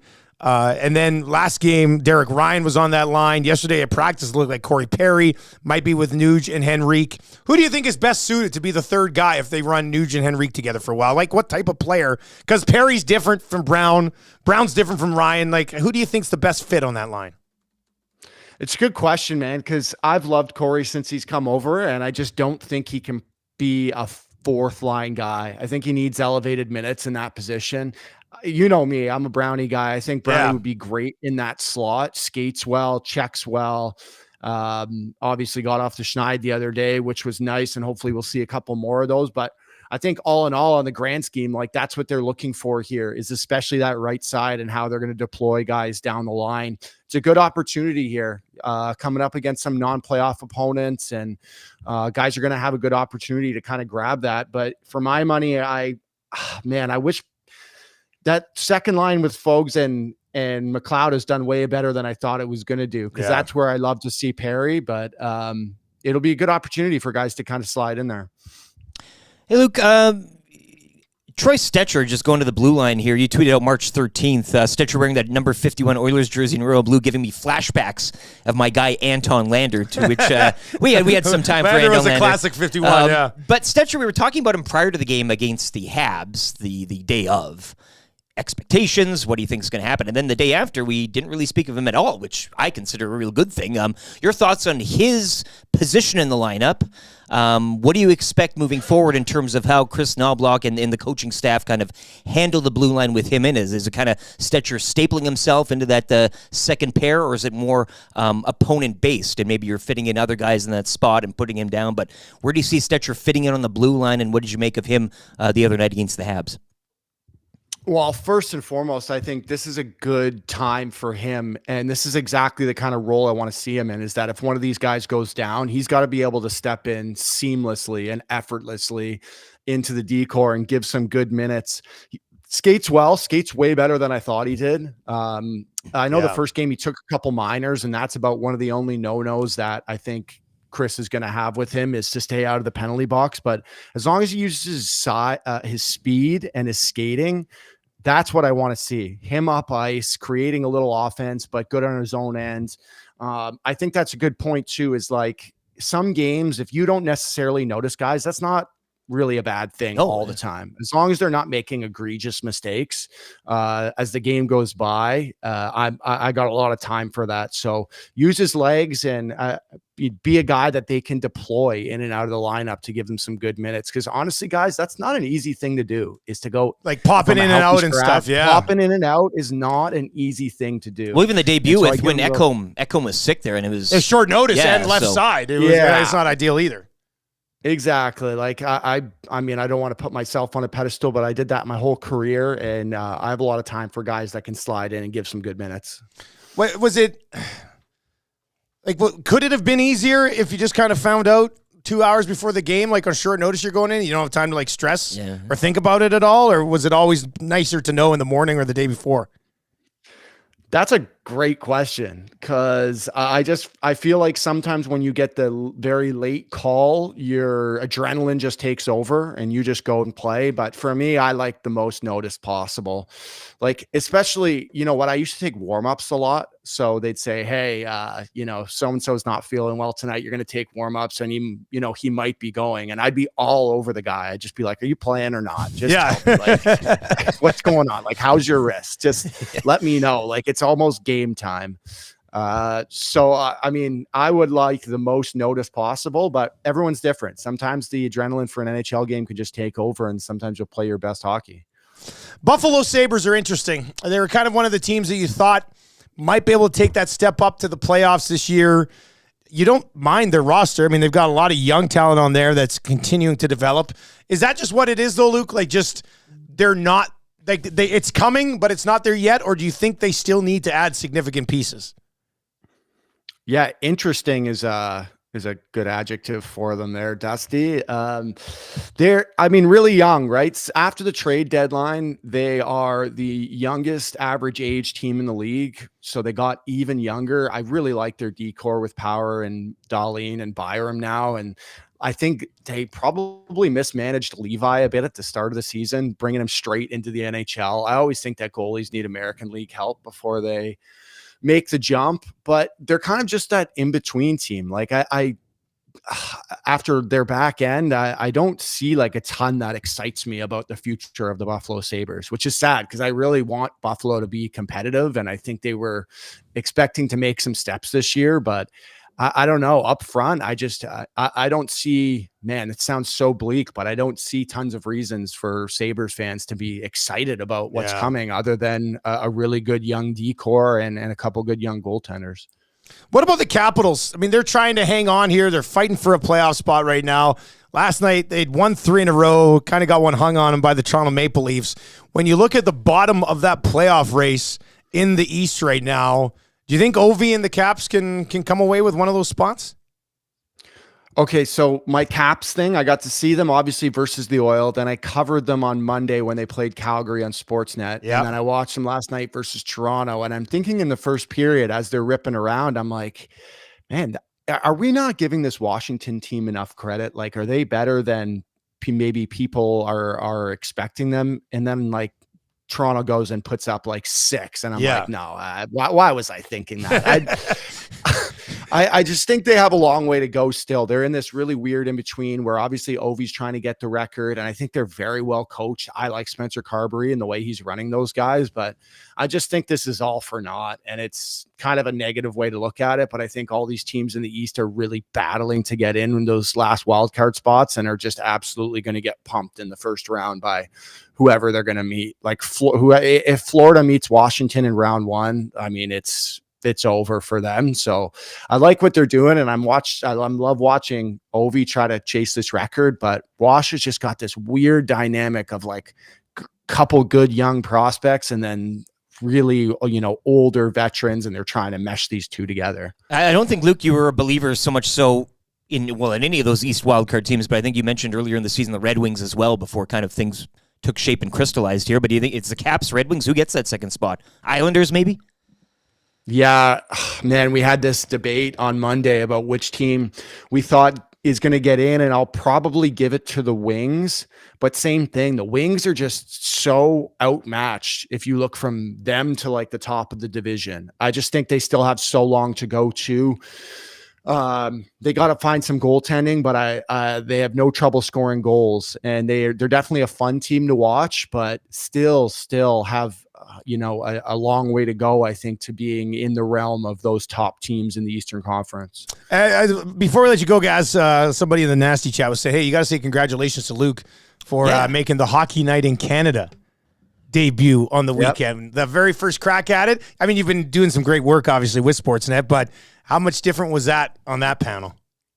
Well, yeah, so I'll be doing, Leafs Oilers this Saturday with Ron McLean and BX. So it'll be my first crack at it. I'm excited, man. I grew up in Toronto, obviously cheering for the Leafs, and got a chance to play for Edmonton. So it couldn't be a better matchup to walk into. So excited to experience my first. That'll Saturday be cool. Night. We'll be watching. Yeah. That'll be We got a watch party coming up for that one, and yeah, it'll be good. Well, best of luck, buddy. We'll chant your name in the bar when you come on. Yeah, that's right. We'll get a Gazdic chant. I'm sure with the way people come up with chants here, it'll be Luke. That's it. That's the only chat we could come up with. Anyway, have fun with that, man, and we'll check in next week. Yeah, thanks, guys. Go Oil. That's Luke Gazdic. Hockey Night in Canada, Saturday night. Oilers, Maple Leafs. Gazdic will be on there with baby. I like that. I like that 5 guy. o'clock, Luke Gazdic. Woo-wee. That'll be a lot of fun. Yeah. A lot of fun. All right, let's do this. 780-218-9999. It's back up and down. It was, so yeah. We'll see. The inbox is I think it's ready for the pounding, but we'll see. 780-218-9999. It is the EST flyaway to Vegas with our great partners, Fly YEG. That's the Edmonton Airport. And the LVCVA. I miss the airport. Like, I go through this stretch where, like, from the end of May until early November, I'm at the airport every single weekend. And now I don't go down there, and I miss it. You like it. I know you like airport, it. I know mid-CFL season, I got to go on the job. But that, the planes, now with your Nexus. I mean, my Nexus is going to change the game. But I do, like, if we were doing confessions, one of my confessions would be, I miss the airport. Just hanging out. Yeah, I like that place. I like going to the airport. I don't know what it is. I don't know. People are moving around. You never see the same person twice. I'm that weird guy. Like, I also love West Edmonton Mall. I know a lot of Edmontonians are like, I didn't even go to the mall. And I'm like, look how awesome this mall is every time I go. So it's the same type of thing at the airport. I love the airport, too. Anyway, listen for the keyword 4 times per day here on Edmonton Sports Talk for your chance to win a trip to Vegas. 2 nonstop flights, 3 nights accommodations, and tickets for a Cirque show presented by Fly YEG and the LVCVA. Nonstop flights over 50 destinations. Your sports trip starts with a nonstop flight from Fly YEG. Visit www.flyyeg.com for more information. Chris is in and says, go on with it. Got to get the kids to school. Okay. I mean, sorry, everybody. Here we go. Your keyword today. You text this word to 780-218-9999, 780-218-9999, and then stay by your phone. Travel call a winner in about 5 minutes. Today's keyword, if you want to get in on this, and why wouldn't you if you're listening right now, pick up your phone and text us, 780-218-9999. Today's keyword is silver. Silver, to which Trev put up in gold on the YouTube video. But I mean, Trev, if you were ever going to use a Love different the color, play. I I love it. Putting up silver and gold is it's a clever play. He's trolling. Clever play. I don't know if there's like a silver in there, but yeah. Anyway, today's keyword is there we go, silver. I'm sure. Don't worry. I'm sure Maddie's got gold in here somewhere. Anyway, Yeah. but silver, SILVER, as in silver me timbers. SILVER. Text silver to the inbox right now at 780-218-9999. Your Henderson Silver Knights. Eh? I guess that's where it comes from. Silver, SILVER. Do you have any silvers to trade? Back in the day. Yes. I am very much fascinated with the economy back in like the 1800s. You can maybe use some for the old-timey poker tournament, hey? Silver pieces. A satchel of silver. That's silver what I pieces, like. Yeah. Silver pieces.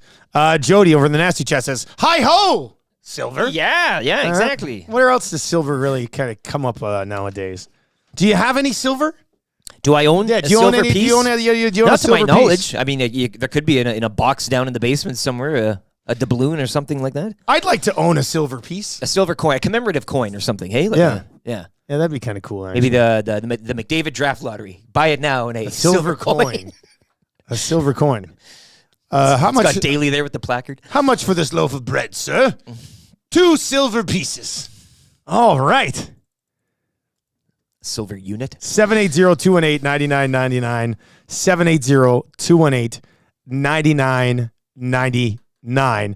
And we'll call a winner, hopefully before 7:30, but at some point here in the show. So fire those texts in 780-218-9999, and we will get to that. Long John Silver's. Work our way through the show. Long John Silver's. Yeah, that's a 2. Oh, and Yag Sparky says Silver Dollar City. That was a theater, wasn't it? Sure. Was that a theater? Was that the cheap theater? Sounds like it. In order to go watch a show, all you needed was 3 silver pieces. 780-218-9999. Today's keyword is silver. And Trev will track down a winner as soon as he can. You ever take that colloidal silver stuff? It's like a medicine. No. It's a compound, and it turns you blue after a while. Why would you take it? It's like a supplement. Some people think it. Why? A supplement to become more blue? I guess so. That's it's what often promoted as a cure-all. Really? But evidence of effectiveness is lacking. Side effects range from change in skin color to some other things. So it's supposed to cure everything, but it just turns you blue? It's one of those things, yeah. And then if you take too much, look it up. There's people that turn blue. I'm going to tweet you a picture of this colloidal silver. Don't you dare tweet me a picture of this. Hilarious. I don't want to see this. Yeah. Looks sounds, like a Smurf. Sounds disgusting. One more time. Silver. SILVER. 780-218-9999. Yeah, so why would you take it? I don't know, because my arm hurts. I'm going to take some colloidal silver. Next thing you know, you're blue. Abadi-bada-badai. I'm going to it's so weird. Colloidal silver, hey? What if colloidal is a word later on in the... Probably Maddie's it will be now. It will be now if he's listening. I got beef coming up here on the other side of 7:30. We're rolling in hot with the Cool Bet hotline of the day. Hey, it's the app's a little slow right now. That's what I said. We'll get to it at some point. All those McDavid draft stories. I think just kind of just keep the refreshing inbox it. The inbox is taking so much of a pounding today. It's operating at a slower pace. Let it be known your text messages are coming in. We're just having a bit of trouble accessing them right now. So.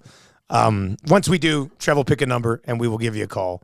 One more time, if you want to get in silver to 780-218-9999 for the EST flyaway to Vegas. Cool Bet hotline of the day. We've been cruising here, boys. It's been going extremely well. I had an idea when I first came in today of where we would go to try to keep this thing going. We are 3 for 3 on the week. We are 7 for our last 8. It's probably the best run that we've had with the Cool Bet hotline of the day the entire time. The entire time. Eat your heart out, interpreter. So here are the options that we have today that I've been kind of looking at, and let's discuss this. Obviously, in the lock shop today, we will have a EST parlay that we'll put together, and it'll probably be up around lock shop time at 11 o'clock. Another key word coming up on the hangout on the lock shop and on 2 guys and a goalie today. So I feel like we have some decent numbers here. Like Connor McDavid to score a goal tonight, plus 107 against Buffalo. Like that's the narrative fitter. Is it not? Like, oh, Connor McDavid scores against the team that was supposed to get him. Plus 107. When I first was coming in today, I was thinking a Hyman goal at plus 114. I don't hate that. Player points tonight. This might be the play. Connor McDavid over 1.5 points, minus 128. And it was Doofish P that brought up the point of the 3 point. Said he's never got 3. If you want to, if McDavid, so Buffalo, according to Doofish P, this is not an official source. Sure, no. Sorry, Doofish P. Doofish But, P. I mean, if you change your name to something more respectable, we might be able Just to be say like, Fish oh, P. Look at this. Be more definitive. Connor McDavid over 2.5 points tonight is plus 270. So I think that's like an automatic sprinkle situation just in case, because Buffalo's the only team he hasn't had a 3-point game against. So I think we got to sprinkle that, but that won't be your official play of the day. But I do think the play today is just Connor McDavid. I feel like this is a pretty good number. I think this should be more like around minus 140.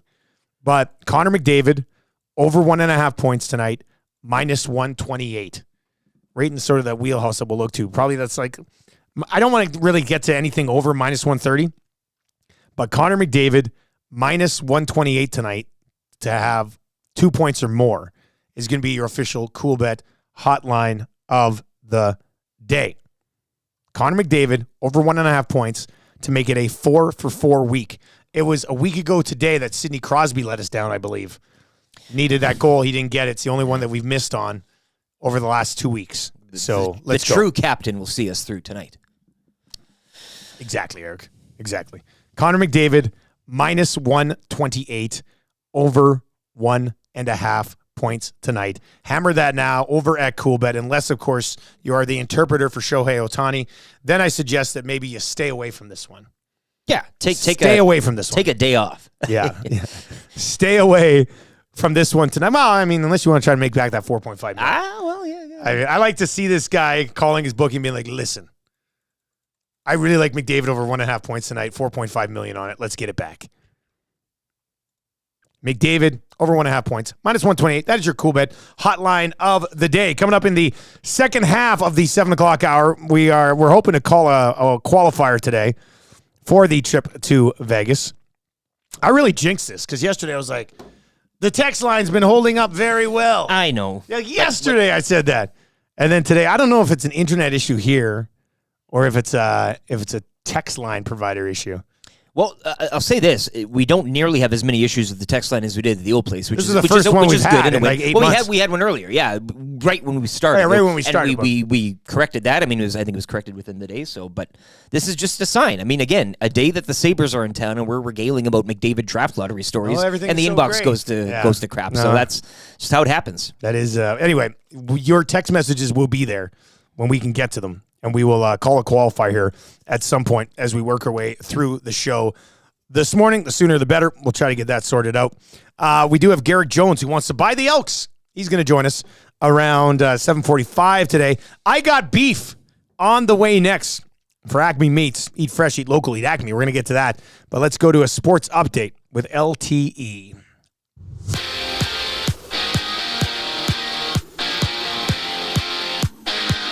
Oilers and Sabres tonight down at Rogers Place as Edmonton cap a 4-game homestand. Tom Gazzola will get you set for the game with the Oil Stream pregame show. He'll be live on location at Hudson's on White Avenue, coverage starting at 5:30. You can catch it here on EdmontonSportsTalk.com, the iHeartRadio app, TuneIn Radio app, and as well on YouTube. 3 games last night. Leafs smoking the Caps 7-3. The Stars defeating Arizona 5-2, and the Kings shutting out the Wild 6-0. That snaps Minnesota's point streak at 8 games. The Seoul Series continues this morning out in South Korea between the Dodgers and Padres. It's a wild one. We got on our hands for Game 2 of the MLB regular season. The Padres currently leading the Dodgers 12-11. That's in the top of the 9th. You can catch this game live on TSN. March Madness tournament tipping off later this morning. Game 1 will see Michigan State take on Mississippi State at 10:15. It's one of 16 games on today's schedule. 7 games around the NBA tonight. The Raptors losing to the Kings last night, 123-89. Round 1 of the AJHL playoffs continuing last night. It was the Drumheller Dragons competing in a 4-game sweep of Bonnyville with a 5-4 win. Grand Prairie evening their series with Calgary at 2 games apiece with a 3-2 victory. Canmore now lead Lloyd 3-1 following a 3-0 shutout of the Bobcats. The Camrose Kodiaks stay alive with a 4-1 win over Whitecourt. Wolverines up 3-1 in that series. No games tonight. Action resumes tomorrow with 3. PWHL saw Ottawa over New York 3-zip. New York have lost 7 straight, while Ottawa moving ahead of Boston for the 4th and final playoff spot. Toronto beating Boston as well 2-1 for its 11th straight win. Canada's Rachel Homan looking to remain undefeated at the Women's Worlds today from Nova Scotia. The 8-0 Canada rink up against 1-7 Estonia right now. They'll take on New Zealand later this afternoon. Sports Update brought to you by the great staff at Park Mazda and dealer principal Mitch Lewicki, who's always wondered what it would be like to have a live interpreter at the dealership. There. If you're like me, you like to picture yourself in luxury, even though there's absolutely no way you could afford it. And if you can, well, even better. Thankfully, I picture myself in something that is luxury, but still absolutely affordable, like the all-new Mazda CX-90 from Park Mazda. With the new luxury features like facial recognition settings and quilted detail Napa leather seating, I can pretend to be comfortable with all of my proper settings activated without even touching a button, thanks to Mitch Lewicki and the great staff at Park Mazda. I like to picture Mitch Lewicki as a figure skater. He wears like a white outfit and he does interpretive ice dances to my life's journey. Park Mazda, your dealer for life in Sherwood Park off Y Road, parkmazda.ca. I've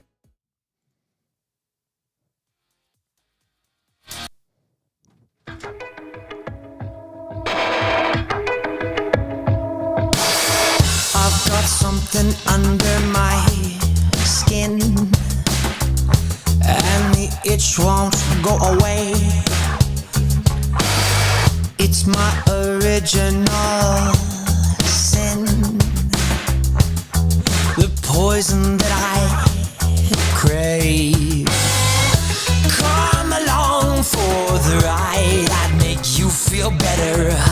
Cut the rope that I tied, but then I broke my skin again. You got me fiending for that first high,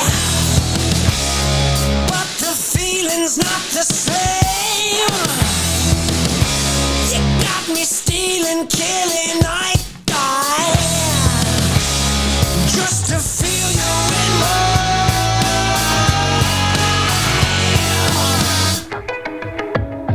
veins. EST House Band. Will and the Wolf. By the way, Marshall knows a lot of words, these songs now. He's singing at the dinner table the other night. Yeah, it's pretty darn cute. Well, actually. we might need to arrange maybe a bit of a meet and greet with Marshall and the band, hey? He would. Well, he knows your brother very well, but he would really like to meet Rima. Like sure, it would be like, I'll get Joel out there and Keenan, Brando. He I think Marshall wants to kind of be a bit of a singer, but he's very shy about it right now. It's cute. The pre-puberty singing aspirations are always they hit different. He has a very nice little boy voice. Oh, sure, he'd be a star in the choir. And then a certain age hits, and it's like to the back. Hey, Tom Gazzola's wrench is in the nasty. The Tommy Gazzola's wrench. He's up. What's up, Tommy? Join Tommy Gazzola tonight. He will be at Hudson's dishing out $10 and $20 GCs, and join him tonight 5:30. White Ave, Hudson's. Him and the Nasty Chat is a Norm Cheers type of thing. Yeah, it is, right? Like it was like Tommy Gazzola's here. How's it hanging? Yeah, it's great to see.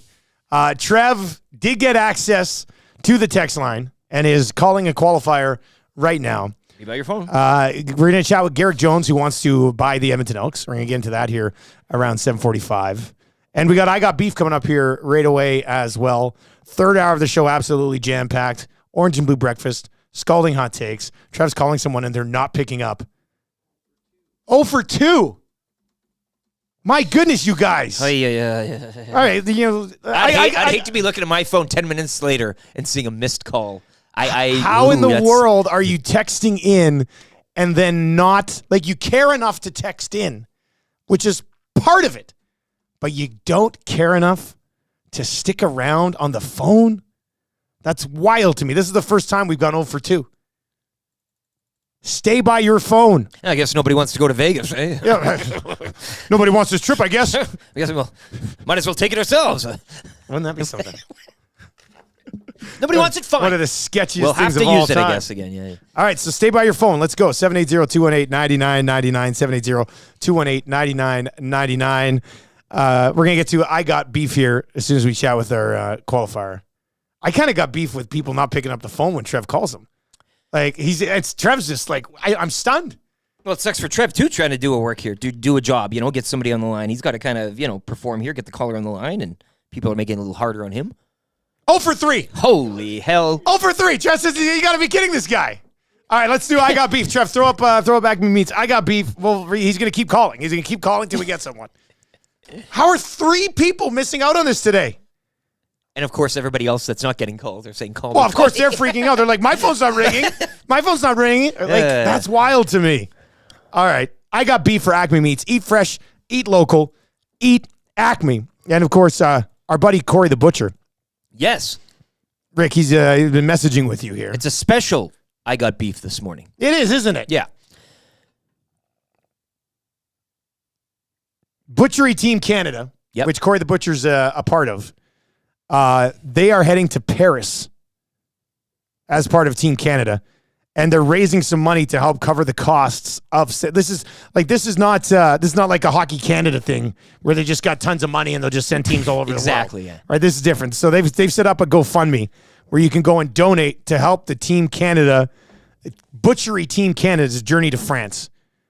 If you just go on GoFundMe and search Butchery Team Canada, you can go on there. They're looking to raise $5,000. They're partway to the goal already, but they would appreciate it. I'll tweet out this link a little bit later on. Actually, you know what? Let me just grab it right now, and I will just tweet it out right now while we're doing this. Well, it's nice because since Edmonton Sports Talk became a thing, it's kind of teams supporting teams in a sense. I mean, we've this nasty Discord chat. You got guys that can like plumbers going over and fixing things that other people, electricians. Like, this is another team that we can support as a nasty type of nation. Corey's great, does good work down at Acme Meats. Of course, if you've been, you know what I'm talking about. If you haven't, what the hell are you doing? He's got a little jar of pepperoni sticks that you can you take on the drive home. But great meat and a great guy in Corey. But he does a lot of these competitions with these teams, and as you said, it's not like they're fully funded or anything by some big sports body. They're doing it all alone. So if you want to support a fellow nasty in Corey the Butcher, this would be a great way to do it and get him on the international stage. A piece of us will be going to Gay Paris along with Corey and the team, and you kind of feel like he's one of us. He'll be going to Paris, repping a bit the EST. So this is the provider of show meat. Exactly. And you got to go support this guy. I just tweeted out the link. If you want to hop on Twitter, retweet it, hop on there, donate $5, donate $10, donate $20. But we like to support those who support us, and they're looking to head on over to Paris for the big competition. And I like to think that if you, whatever it is that you can lend to Corey and the team here, finance wise, you're part of this journey now. You're along with the competition. They're doing it for you, which is nice. Bring it home, Trev. Here's the plan. Trev's going to keep trying to call people, but we'll get it. We'll go before 8:00. We'll call our qualifier. Because we'll do I got beef, then we'll bring in Garrick Jones, and then we'll do our qualifier. If you texted in to win the trip to Vegas, stay by your phone, for goodness sakes. You're so confident we'll get one before 8. I'm not so sure. I have to. I mean, the way we're going right now. There's 1,000 text messages in there. How are people not picking up? Makes no sense. So I do have a little beef for that. If you're going to take part in a contest, don't half-ass the contest. Yeah. Just sort of stick around and get into it. What other? Do you have any other beefs kicking around today? We had some beefs. Somebody send your beefs into the nasty chat. You can also text them to us at 780-218-9999. 780-218-9999. Jonty in Victoria. Or is he? I got beef with regional blackouts. The games versus Montreal and Buffalo this week are not broadcast out here. WTF? Yeah, and a beef to last forever until that's changed. The regional, it's one thing going on TV and seeing 5 different options for TSN and only being able to view one of which, and it's some sort of tennis. No offense to tennis, but again, you've got a full slate of games in the NHL, and you really only have access to 1 or 2. And especially when teams in Canada are playing, you can't watch them or whatever. Yeah. It's bizarre to me, but it's a beef I think we all have a little bit. We can all chew on that beef. This one's not really a beef because I love it, but you bringing in those damn Pop-Tarts When I've been trying to not eat like breakfast sandwiches and stuff, and you roll in with Pop-Tarts, and yesterday I'm like, Pop-Tarts! Sorry, Tammy. I got beef with you bringing in the Pop-Tarts. It's like I can't not have them when they're around. I'm a bad influence. Yeah, this guy's a bad influence. You're not on even me. telling. I usually wait out by your truck wearing my leather jacket. I'm like, hey, Dusty, need some more Pop-Tarts? And you're like, yeah. You got those silver packages. You just chucking them at me. That would be that'd be really good. I haven't had a breakfast sandwich in 2 weeks. But that one time when you go like, I'm going to Tim's. Do you want anything? And I'm like, no, I'm good. Just a tea. But now you brought in those damn Pop-Tarts, and I'm gonna crush those things again today. I mean, it's just. Have you tried the cookies and cream? No. I'll save those for you, my man. Give them a shot. I like raspberry, blueberry, and strawberry Pop-Tarts. I don't need to try all the other Pop-Tarts. I bought them for you. Yeah. 780-218-9999. 780-218-9999. What do you have beef with today for Acme Meats? Eat fresh, eat local, eat Acme, and support Corey the Butcher and his team over there. Seen some nice. Look, it's been retweeted 11 times already. This is awesome, you guys. Love it. That's that even just throwing out the retweet from my tweet to support Corey and the team is great. That's support. So thank you very much for doing that. If you can't donate a couple bucks here or there, just fire the retweet. How about this? Here's another thing I got. I got beef with this. A bot on X replying to my tweet about Corey the Butcher's GoFundMe campaign. Whoa, okay. This bot named Matt, apparently. Oh my, look at this. Replies and goes, "Hello, your campaign has really touched my heart. I'd love to help you find a solution to reach your goal. Please message me so we can chat more about it." Well, you know what? You got another one from Adatunje Adewumi. Hello, kindly follow back, he says in caps locks, for an offer concerning the success of your campaign. Here's another one from Domini. Sure. Hello, I came across your campaign. It caught my attention. I'm ready to help in terms of getting donations. Kindly follow back to get the ball rolling. Can I add a beef here? Social media as a whole right now is rotting, disgusting. I don't know when the last time you've been on Facebook. But it has nothing. I only go on Facebook when my wife tags me with pictures of her kids. I have a good handful of friends on Facebook. I don't see any posts from any of them ever. It's all ads and BS and algorithm crap. But this Twitter X stuff, like every time you post something, then you get a reply, P word in bio. You know what I'm saying? Yeah, exactly. Yeah. What's this? Well, I thought this website was supposed to get cleaned up. I thought it was getting cleaned up. It's the Wild West. It's all smut. It's the Wild West is what it is. Smut. It's like the back room in a Rogers video. Huh? Yeah, exactly. I also have beef with how when I hop on the app, they sometimes just throw me to the For You page instead of the following page. And I go, that garbage. I'm like, I'm not following these. And then I realize that I'm not on my following page. No, social media, it's kind of lost its luster. Yeah. Turns out it's really not as cool as we thought it was when it came out. We had a dream, didn't we? Yeah. Still rocking the Insta, though. I don't mind the old Instagram. See, and I don't really do much Instagram. You should get on there. That's my thing. On there. I looked. My last Instagram was a picture of Marshall and I from my sister's wedding in August. That's it. And I do have buddies that send me on Instagram hilarious golf memes. Sure. But that's about it. That's all I do for Instagram. Anyway, we got beef with social media today. I got beef for Acme Meats. Eat fresh, eat local, eat Acme. Oh, and speaking of local, we're going to dive into the Edmonton Elks conversation here a little bit because Dave Naylor had that article last week talking about at least a dozen parties that could be interested in taking over, purchasing. Least a dozen, you heard. I heard the number was closer to 20. Yeah. So there's a lot of interest in it. People are very passionate about it, and we're going to get to one of those groups that is interested in it. Garrick Jones joins us on the show this morning, and he's put together a nice team from what I hear. Garrick, where do you come out on beef with social media? You got anything going on over there? Man, it's terrible nowadays, man. You guys hit it right on the head, man. All the smut and everything else that goes along, the bots, everything, man. It's rough. You don't know who's real, who's not real. No. You know, like even when I slid into your DMs to set this up, I was like, who knows? I mean, I don't even know if he checks this stuff. So, Garrick, let's talk about your pursuit, your interest in the Edmonton Elks. We've been talking about it. Obviously, we're very passionate about the Canadian Football League. We love the league. Right. I love the fact that there's so many people interested. I love the fact that there's groups like yours that are very interested and passionate about this. How long has this been something that you've been working on? How long has it been churning around up here that this is something that you'd like to get your group together to do? Man, I've been working on it for about a year now, a little over a year. We've been ahead of the game. We've been interested in the CFL, ever since, guys played, right? So it's always been a dream to come back and do some things and just work our way into other sports. Because, for me, man, it's personal when it comes down to the fans.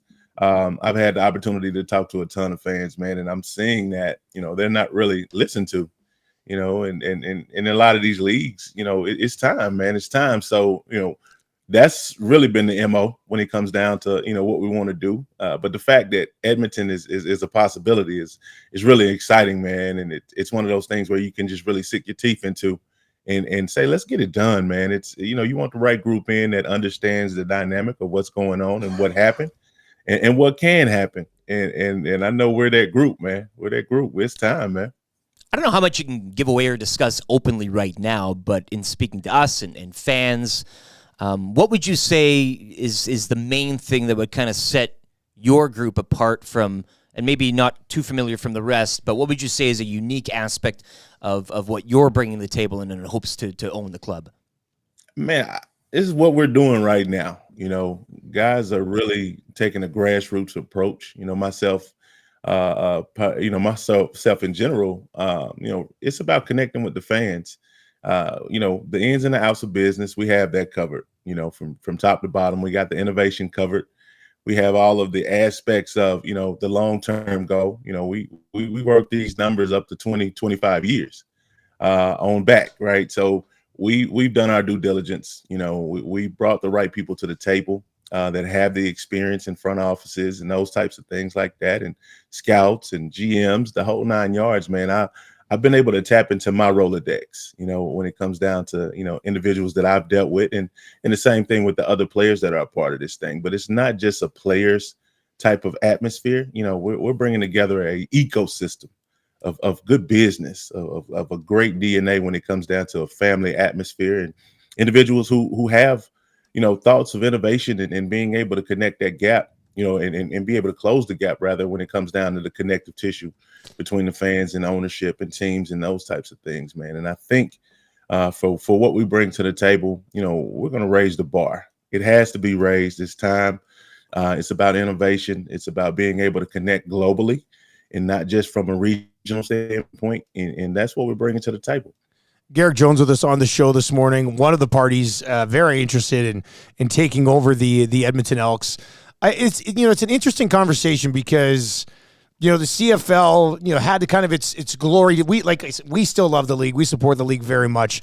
But you see right. You see a lot of criticism of the league, and I still think, and I guess you would probably I would assume you would view it this way if you want to be a part of it.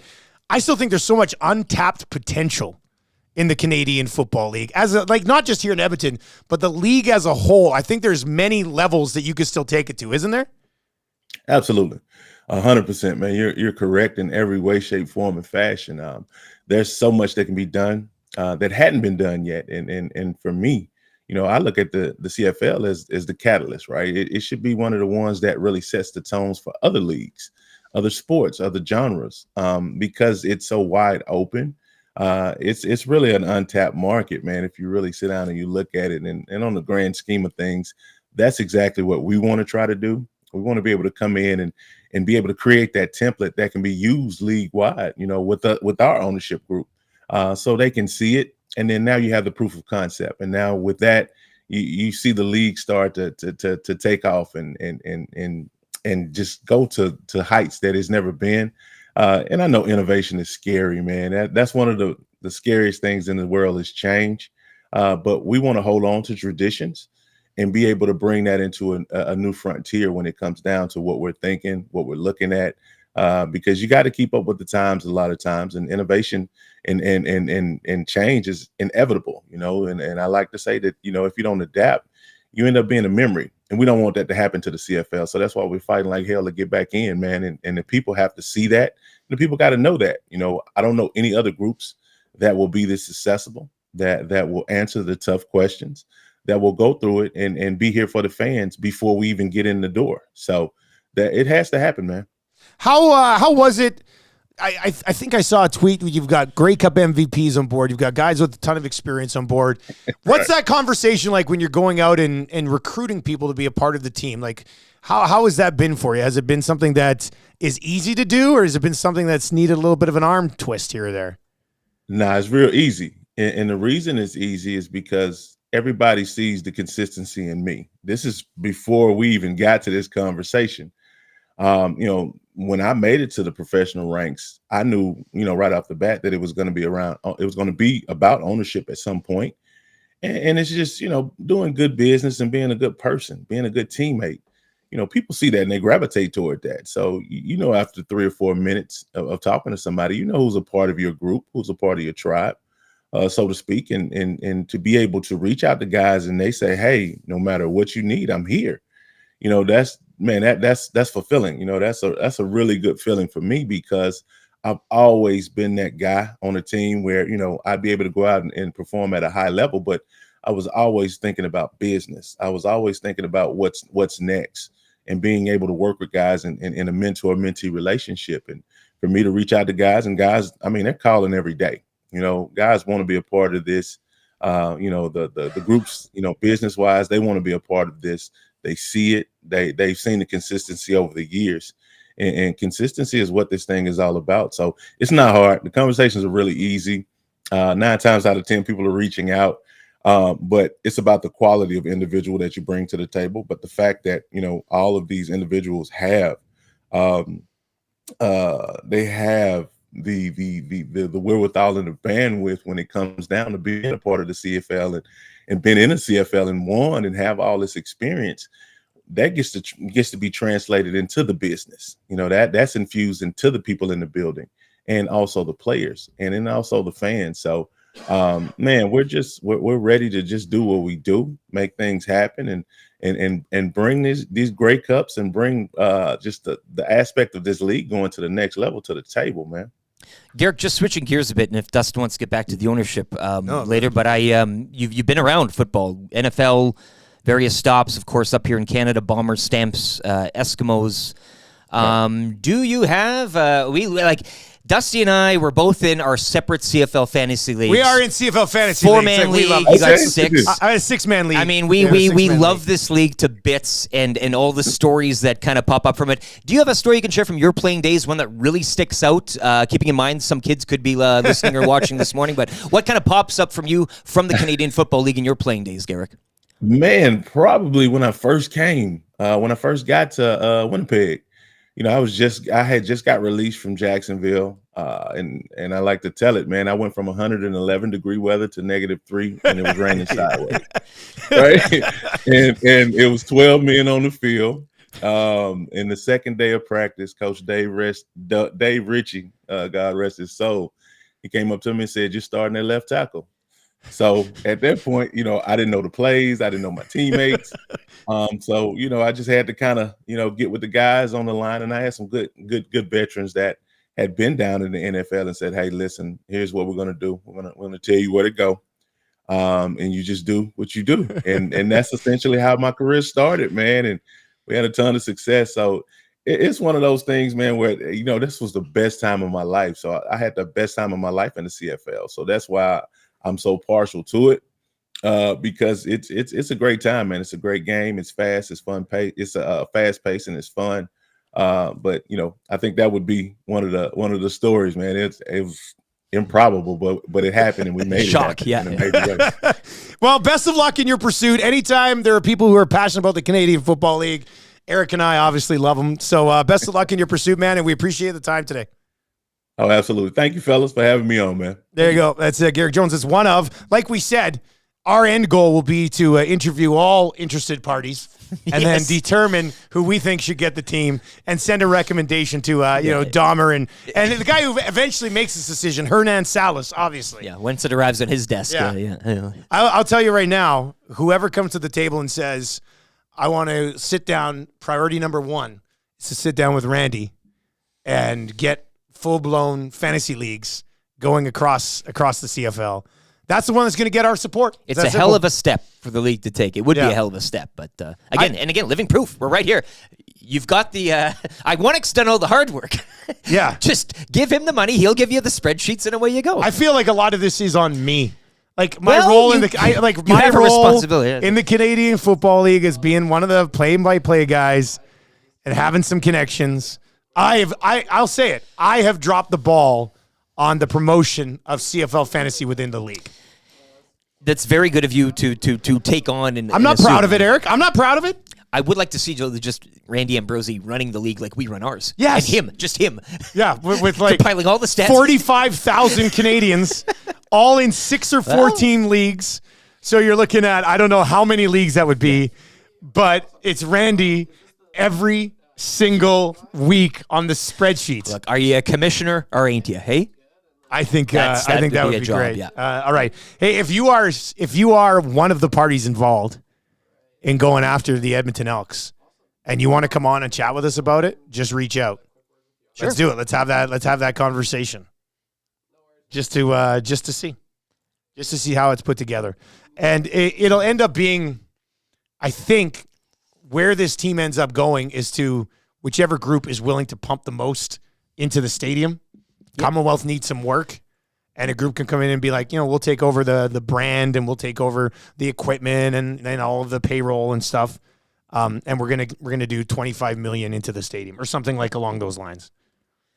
It's exciting times. It's of what could be. I think it is exciting. Yeah. Like, come kick off this upcoming season, there will be a new ownership group in charge of the Edmonton Elks. It's exciting. All right, YouTube Trev, did you finally, did somebody actually pick up their phone? Surprisingly, yes. Okay. We finally had someone pick up. Who do we have? His name is Barry, and he sounds very happy right now. All right, let's go. Do you say he sounds very happy or Barry happy? You said Barry? Oh, Barry, you're Barry. killing me today with your funny jokes. Let's go to Barry. Barry, congratulations, man. You are in the mix here for the trip to Vegas with Fly YEG. Woo! Barry the Cheater is happy today. Oh, no, not Barry the Cheater. My God. Oh, yeah. What did you have to do with people not picking up their phones, Barry the Cheater? I'm yeah, sure you had a hand in this, did you cheat in this contest too, Barry? I told all my friends to call it when they were qualifying. Don't answer the call. It's spam. It's Amazon or duck cleaning. Barry, who would you bring with you? Oh, dear gosh. I don't know.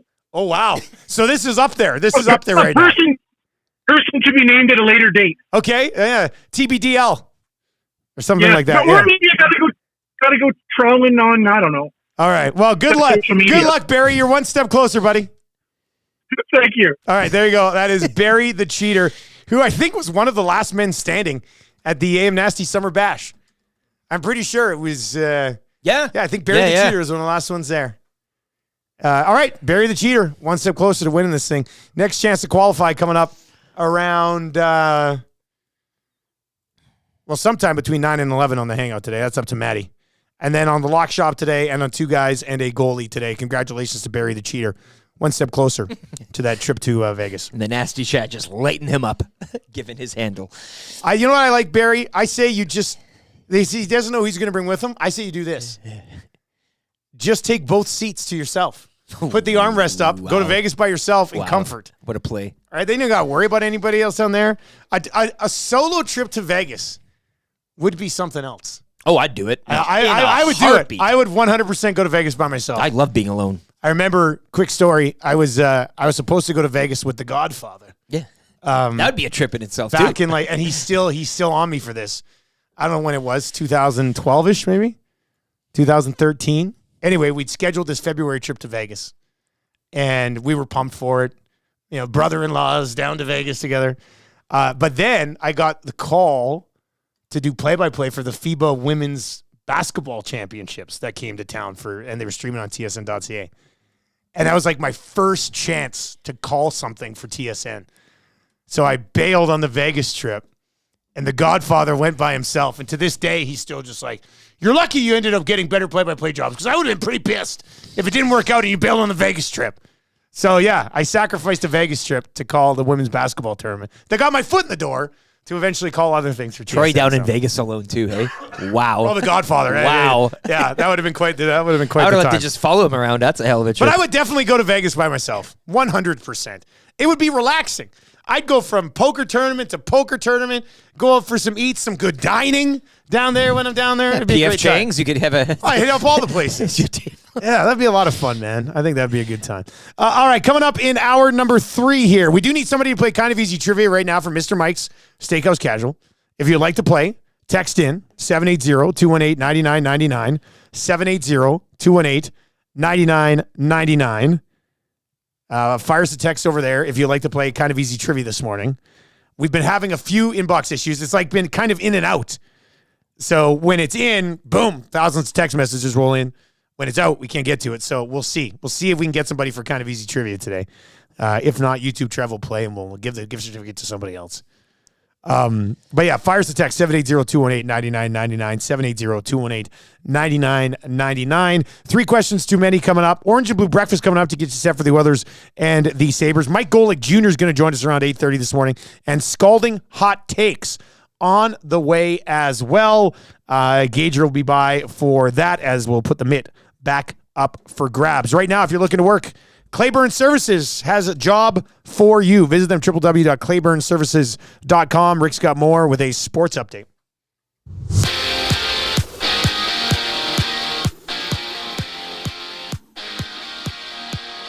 Game day as the Oilers welcome in the Sabres to cap a 4-game homestand tonight. Tom Gazzola will get you set for the game. He has your Oil Stream pregame show. Coverage beginning at 5:30 here on Edmonton Sports Talk, the iHeartRadio app, TuneIn Radio app, and on YouTube. Leafs defeating Washington 7-3 last night. Stars over the Coyotes 5-2, and LA shutting out Minnesota 6-0. Major League Baseball's Seoul Series continuing this morning as the Padres beat the Dodgers 15-11. March Madness tipping off later this morning. Game 1 will see Michigan State take on Mississippi State at 10:15. They'll be one of 16 games on today's schedule. The Raptors, they take an L to the Kings last night, 123-89. 7 games in the NBA later tonight. AJHL playoffs last night. Drumheller completing the sweep of Bonnyville 5-4. Grand Prairie evening their series with Calgary at 2 games apiece with a 3-2 win. Lloydminster Bobcats shut out by Canmore 3-0. Eagles lead that series 3-1. And the Camrose Kodiaks stay alive with a 4-1 win over the Whitecourt Wolverines. No games tonight. Action will resume tomorrow with 3. Ottawa defeating New York 3-0 in PWHL action. New York have lost 7 straight. Ottawa, with that win, move ahead of Boston for the 4th and final playoff spot, while Toronto beating Boston 2-1 for its 11th straight victory. Canada's Rachel Homan up big this morning. They're looking to remain undefeated at the Women's World Curling Championships from Nova Scotia.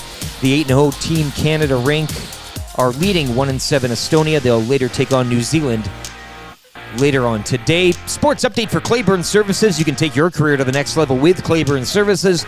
They're hiring all positions, including journeyman bricklayers and apprentices of all levels. Take advantage of their outstanding mentorship program and work with peace of mind knowing they are an industry leader in safety. For more, visit www.claiborneservices.com or give Jeff a call at 780-910-6728.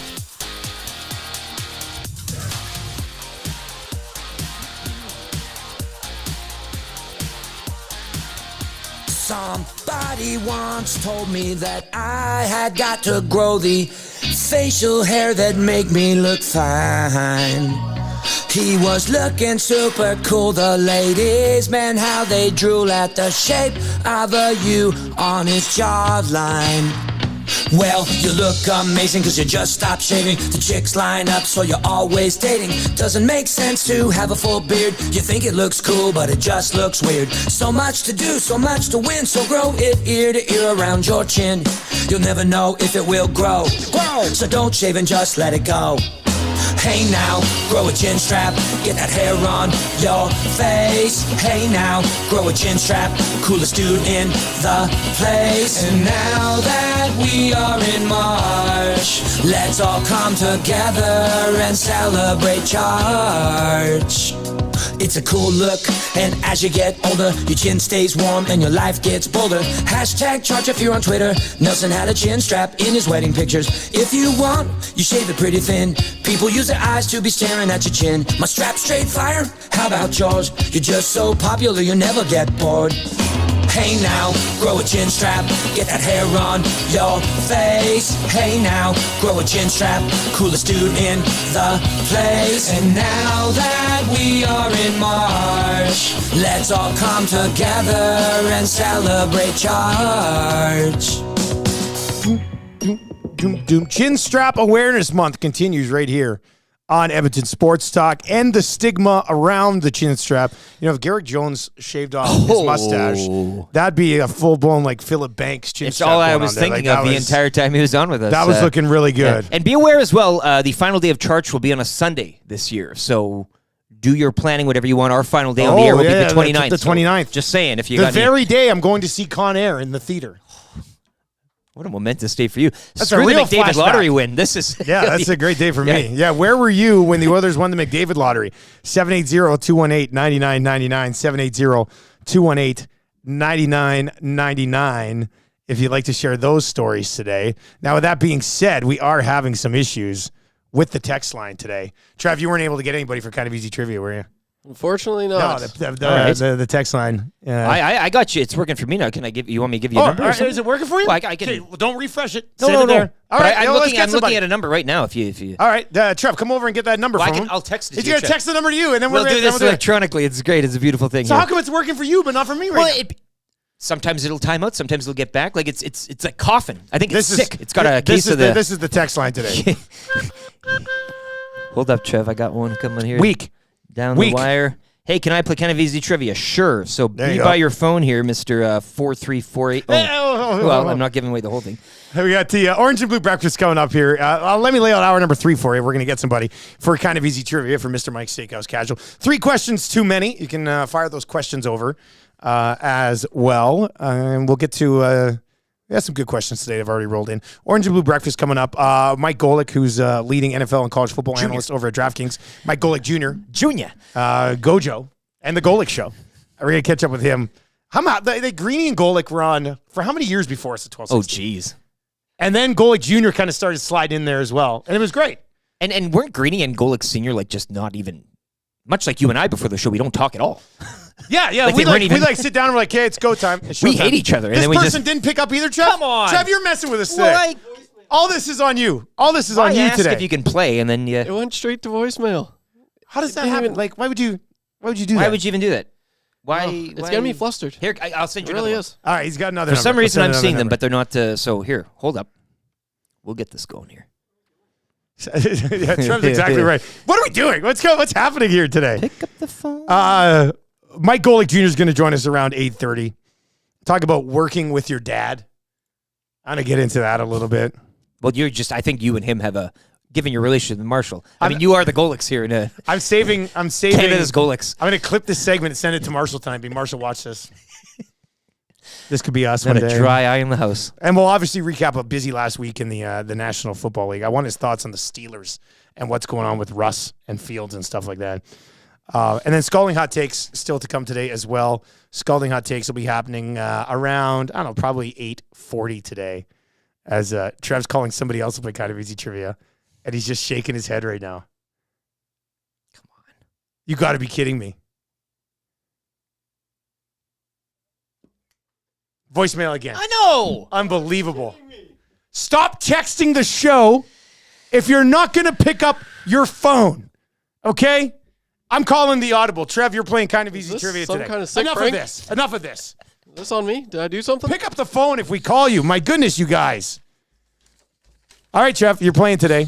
And what we'll do, I know the inbox has been a little sketchy today.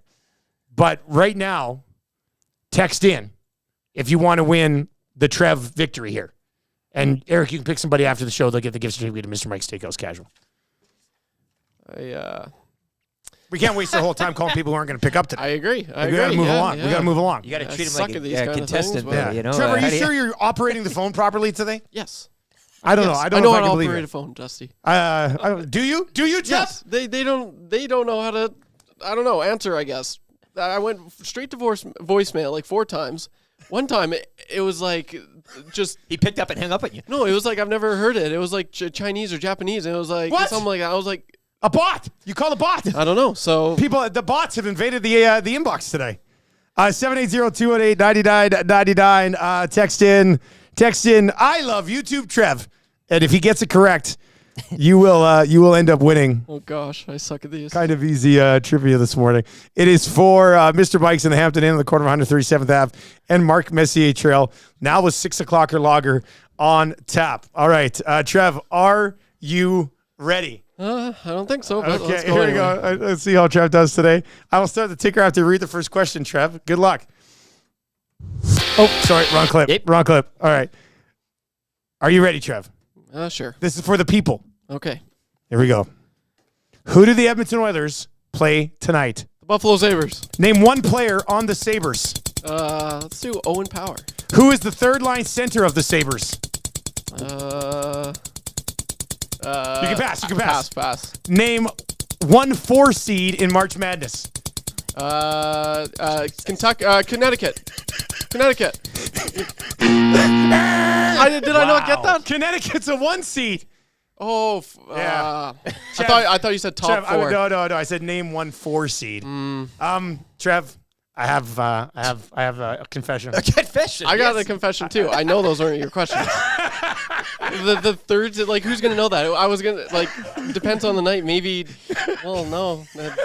Tage Thompson, maybe. Depend on. He's sucking this year. I had to. I thought it was funny. That is funny. Questions. Oh, I That started would have been strong. amazing if you absolutely nailed it. And I was like, name 1 4 seed. Duke. I was like, what? His first answer was Bob the Goat type. I thought you were going for a speed Yeah, I record. thought you were going to try to kill it. Yeah. So Trev didn't win today. Damn it. We'll save the gift certificate for tomorrow. These were going to be the actual questions. Trev, you would have got the actual questions, okay? We just did it. I wanted to see if you could get it. Who do the Oilers play tonight? Name 1 player on the Sabres. What position does Owen Power play? You would have got that defense. True or false, Nate has a team in March Madness. False. False, that's right. And what sport does Yu Darvish play? Actually, football. Dude. Baseball. He was the chin strap guy from yesterday. You put the picture yeah. You Darvish could probably play quarterback for anyway. a few. You can right hold before a we clipboard. started, I was like, I'm going to throw a couple tough questions here and see how Trev handles it. How about Trev? 0 for 1. 0 for 1 on Kind of Easy Trivia. Something we learned on the show today. God damn it. It's okay, Trev. You would have got it. You would have got it originally. It's not like that time Rashog. Remember we did, like, Rashog did Kind of Easy Trivia? And it was, and he blew it, and he's like, I need a do-over tomorrow. Like, no, you don't. Yeah, we don't need a do-over from you. That was a tough look for Shoggy that one day. I think he retired after that one too. Let the record show. Hey, 0-1, retired. Eh? Yeah, that was it. Done and done at that point. Question number 5. What's the capital of Algeria? Shame. Are Nate in the NIT though? Is that no? They didn't make the NIT. Get a either. half point. As McJesus says, Nate coming in as the big underdog in the 1,000th seed. Go Ooks, Ook Nation. Ook Nation for sure. Nation.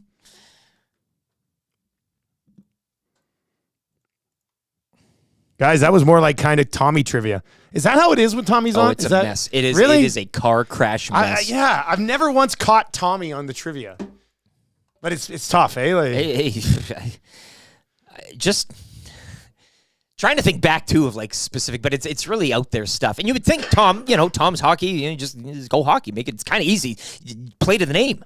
Yeah, but he would throw some wild cards in there, and I think he figured out. I think he knew what he was doing, but he never really admitted it. That's you think he was dog. trying to do hard questions? I think he was trying to kind of, but he's like, well, what a weird thing. It's what a weird sports thing to do to people. Yeah. So. Anyway, I think this is a good example of I could ask harder questions of all of you. And you two, Trev, was our guinea pig today to see what Kind of Easy Trivia could really be like. And usually I'm just throwing out cupcakes, and some of you still don't get it. Reality check today. That's what just happened. Oilers and Sabres tonight. Orange and Blue breakfast coming up in about 20 minutes. Congratulations to Barry the Cheater, who qualified earlier today for the trip to Vegas. Another key word coming up with Matthew Owanek on the Hangout today, just after 9 o'clock. Let's get into 3 questions too many. Lieutenant Eric, do you have a liner for the segment today? Yes, I do. It's 3 questions too many. It's brought to you, as always, by the great staff at Park Mazda and dealer principal Mitch Lewicki. For this day and one day only during the year, he requires all of his employees to be mad. Park Mazda, your dealer for life. Usually you walk into the dealership, you're greeted with a smile, a friendly, a great, hello there, how are you today? Would you like to get it? Now you walk in and they're Why are you here? It's the madness. And so like very, very angry. So go in today. And as I said, it's only the tip off of March Madness as they do this. Oh, so you have some money for a new car, do you? Oh, I guess. Whatever. Look at money bags over here. Here. I like the idea of them when you walk in, but they have like a big March Madness logo on the outside, and people are like, oh, wow. Yeah, look at these guys. And then you walk in and everybody is so angry. Just mad. That's Madness. good. Do you think I'll be able to finance this? No, I don't think you can because you don't make enough, you loser. Mitch running around pulling his hair out. Yeah, that'd be really good. Actually, it's a madhouse. Parkmazda.ca. Check them out. Do you have a Twitter account, Eric? At Lieutenant_Eric. More information as if you missed it and I got beef this morning. Corey the Butcher and his team are off to Paris. Not for the Olympics, but to compete in a butchery competition. So I put out the link up there. If you want to help him out, please click the link. And whatever you can do. Our team helping his team and teams helping teams here on Edmonton Sports Talk is nice. The link is out. Joe Balaneski as well, in the spirit of giving.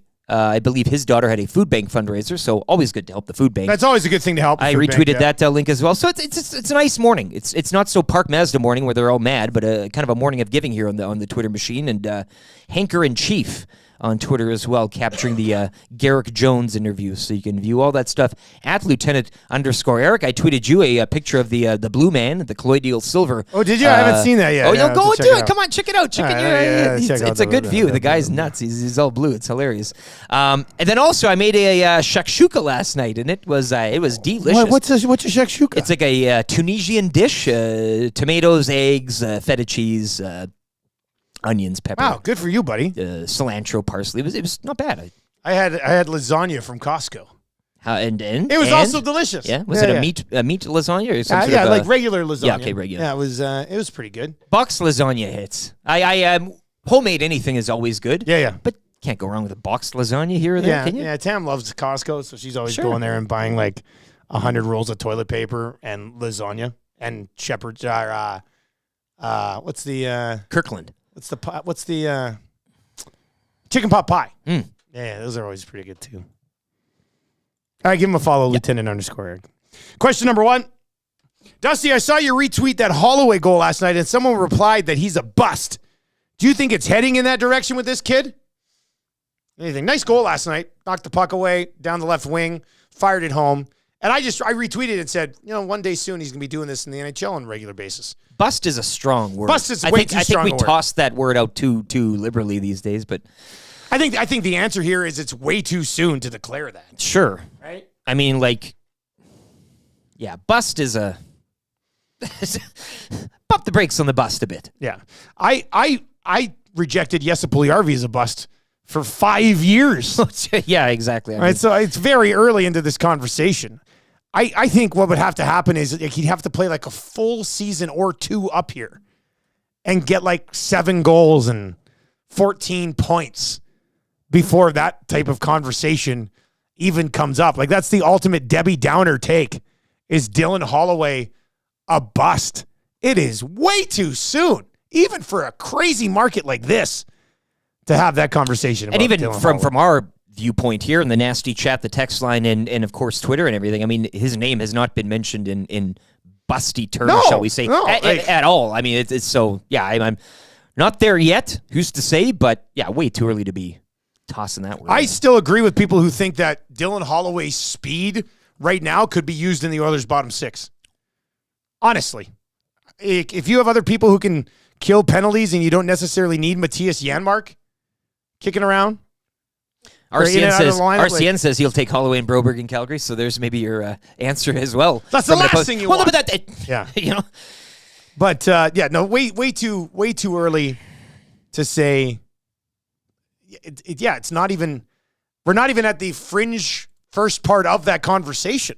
YouTube, Trev, you're a big Oilers guy. What do you think? I love Holloway, and I was super happy when they drafted him. You got to remember, he was a first-round pick. Some first-rounders, they can make it happen, in their rookie season, whenever they're called upon, they can make it happen. That hasn't really been the case for him. You have to, remember he was kind of hindered with injuries the first year. Well, you could say even now, he's still going through injuries. But this year he started to click, and then it was like, oh, I got hurt again. Yeah, so I honestly think he's so close. The eye test, for me, he passes. I think he brings a lot more to the table than a player like Matthias Janmark, and you look at the age, it's like, okay, Dylan Holloway's doing this, a young 20 guy, and you got a vet, Matthias Janmark, I think there's a lot more to like in Holloway's game. So I really do think he's that close. I think he's that close, and he's going to be a pretty solid player, in my opinion. So no, I don't think he's a bust. And yeah, you see it in preseason as well. It's that next step. He's It's so there, good. but It it's is not there it's, yet. It's so close to being there. So, no, I don't think he's a bust at all. There will be a spot for like Dylan Holloway will be 100% a regular next year on the Edmonton Oilers. He basically has to be. Warren Fogel's a UFA. Henrique, I know there's been some speculation that they might be talking about some sort of extension with him, but as of this moment, he's a UFA. Matthias Janmark, UFA. Corey Perry, UFA. Sam Garrick, UFA. Connor Brown, UFA. Like their entire bottom six are unrestricted free agents next year.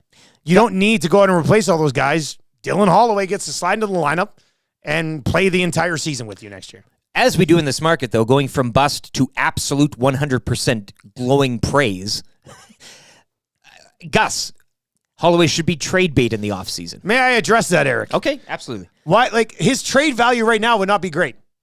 So RCM's taking him though. That's maybe people. That's the last maybe, thing we maybe. need.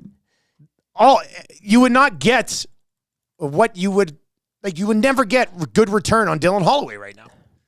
You just went. So why would you trade Dylan Holloway as you've been developing? You think there's something there, and what do you trade for him? For a veteran bottom six guy next year?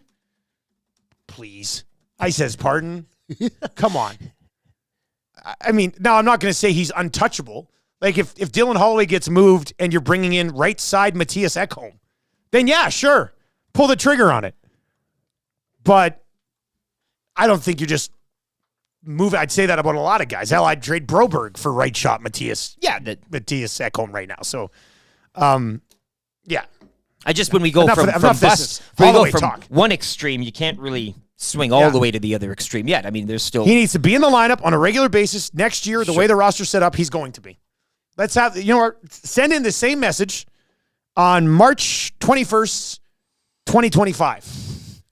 Which I always feel like is really far away, but it's not that far away. Surveyor Brett put it in the phone, the Holloway day. Hey, where is he now? I'm so angry about this suggestion, I almost play the Holloway goal song.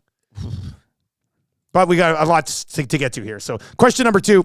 Boys, in honor of National Fragrance Day today, what's your favorite smell in the world? Tommy Gazzola. That guy, I mean, the hair, he turns it on, right? He's a man about town. He's smelling good. Favorite fragrance, though, I like a good, you're driving along the highway and, a dead skunk. You like the smell of a skunk? Yeah. Yeah, I do. Trev, you like skunk smell too? Yeah. You're a country guy. I don't know why people hate it. They're like, I don't know why either. What a fine smell. That's not bad. That's not bad. Sometimes you smell one. You can smell one at a concert sometimes. You smell one sometimes you're out at the bar on the weekend. Like skunks get around, and it's a very alluring scent. I don't know what my favorite. One of my nieces even said one time to me, she goes, "You smell like a skunk." And I was like, "Oh."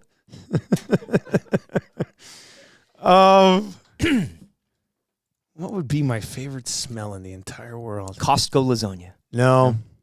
I do like when my wife's making shepherd's pie. Is that right? I think I like the smell of beef being cooked. I don't know if it's like my favorite smell in the world. Beef in a pan. But I like the smell of cinnamon buns. That's a good smell. Cinnamon in itself is a good scent. New car smell. I like new car smell. What about the Axe body sprays? Let's get into those flavors. I like all of them. Come on now. This isn't even like me trying to be like ironically funny. No. I like the smell of Axe body spray. Goes good with the skunk scent as well. Kind of you mix those two. That European roll-on. I like the smell of that. Yeah. That was good. My mom last time she was here, she always leaves like a body wash in my shower downstairs. And it's like a lavender one, and I've been using it recently. Lavender, and I love the lavender smell in the shower. Maybe a little eucalyptus for you in the future. You know what? I'd probably go with my favorite smell is the hockey card smell, like when you crack a pack and you get that good whiff. Well, and lots of much like Axe body spray as well, different flavors. You got the new packs, you got those old packs, right? That you can smell the little wax paper and the gum that has a scent to it as well. Yeah. The cardboard cards. That might be it for me. 780. You know what this leads to? It leads to draft of smells. Well, look, fresh cut lawn. Fresh cut. Oh, that's was right up there. Fresh cut lawn. That's got to be number one grade. Yeah. That would be good. Is there enough smells to do a draft of smells? Popcorn, I think there is. Popcorn. Yeah, there is. Popcorn, popping. Like rain? Do you like rain? The smell of rain. Good work, Trev. Especially in the mountains. Trev, that's a good work. Nothing better than honestly as well opening the doors in Subway. It's like that's a great. Yes. They got a fresh bread. Dude, out of the thing. I like that too. I've said it before. I don't know if you were on the show then, but my radio job in Fort Mac, our station was literally connected to Subway by like a door like the one that comes into here. Dangerous. So that whole radio station for the 2 years I worked there smelled like Subway the entire time. Amazing. We used to go over and get footlong pizza subs for breakfast every day at 7 o'clock, me and my co-host. That's in FM radio where you can just play like 9 songs and leave for most of your shift. And that was great. You have the Subway Bacon, smell. barbecue, Bacon, gasoline. I mean, I know nobody likes to admit it, but we all have a little scent here or there. I grew up on a farm, man. I Sure, love the you smell. were huffing, yeah. I actually, you know what I love? I don't know if I drafted in the draft of smells. Paint? No, feedlots. I love feedlot smell. I really do. I don't think it gets a lot of votes. Mind you, if we have a lot of farmers voting on it, it could probably... The 4-H crowd, like won the them smell over. of cow, Sure. I love the smell of cows. Like, well, this is good. This is real nice. I smell a draft on the way. Hey, Guys, fresh chocolate chip cookies. That's a good one. Guys, gasoline is a top 5 pick in the smell draft. Yeah, gasoline's high. You think so? I think so. Absolutely. But nobody wants to admit it. Yeah, That's the thing. Oh, yeah. Trev says. All right. Well, you know what? We're going to be busy with like playoffs and stuff. So I don't know when our next draft would be. But draft of smells could totally be a summer draft. Been on the list. Absolutely. 100% a summer Holy draft. Hell, the rain, the grass. Let me put that the gas. on the list here. Let me put this on the list. Yeah, that's a real nice idea.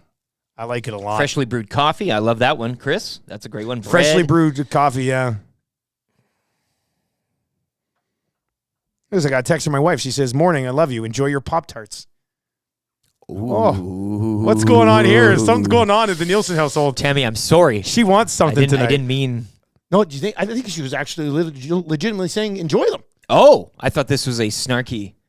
Like she packed you a sandwich again and you're just going to like... No, I don't think so. Throw it out like you've been doing for the other ones. And No, I haven't. Quick confession, actually. Last night, she made my lunch, and then she went to bed, and I was doing some work, and I got hungry at like 11, and I went up and I ate my sandwich for lunch today. I ate my sandwich last night. Last night. Does she think then you took it? Does she know that you ate it last night? She doesn't know. No. I just said it now. Well, because she's in a good mood. Sure, yeah. So I thought maybe I could get away with that. Yeah. But I was hungry last night. I didn't want to make my own sandwich, and I knew I had those Pop-Tarts kicking around here.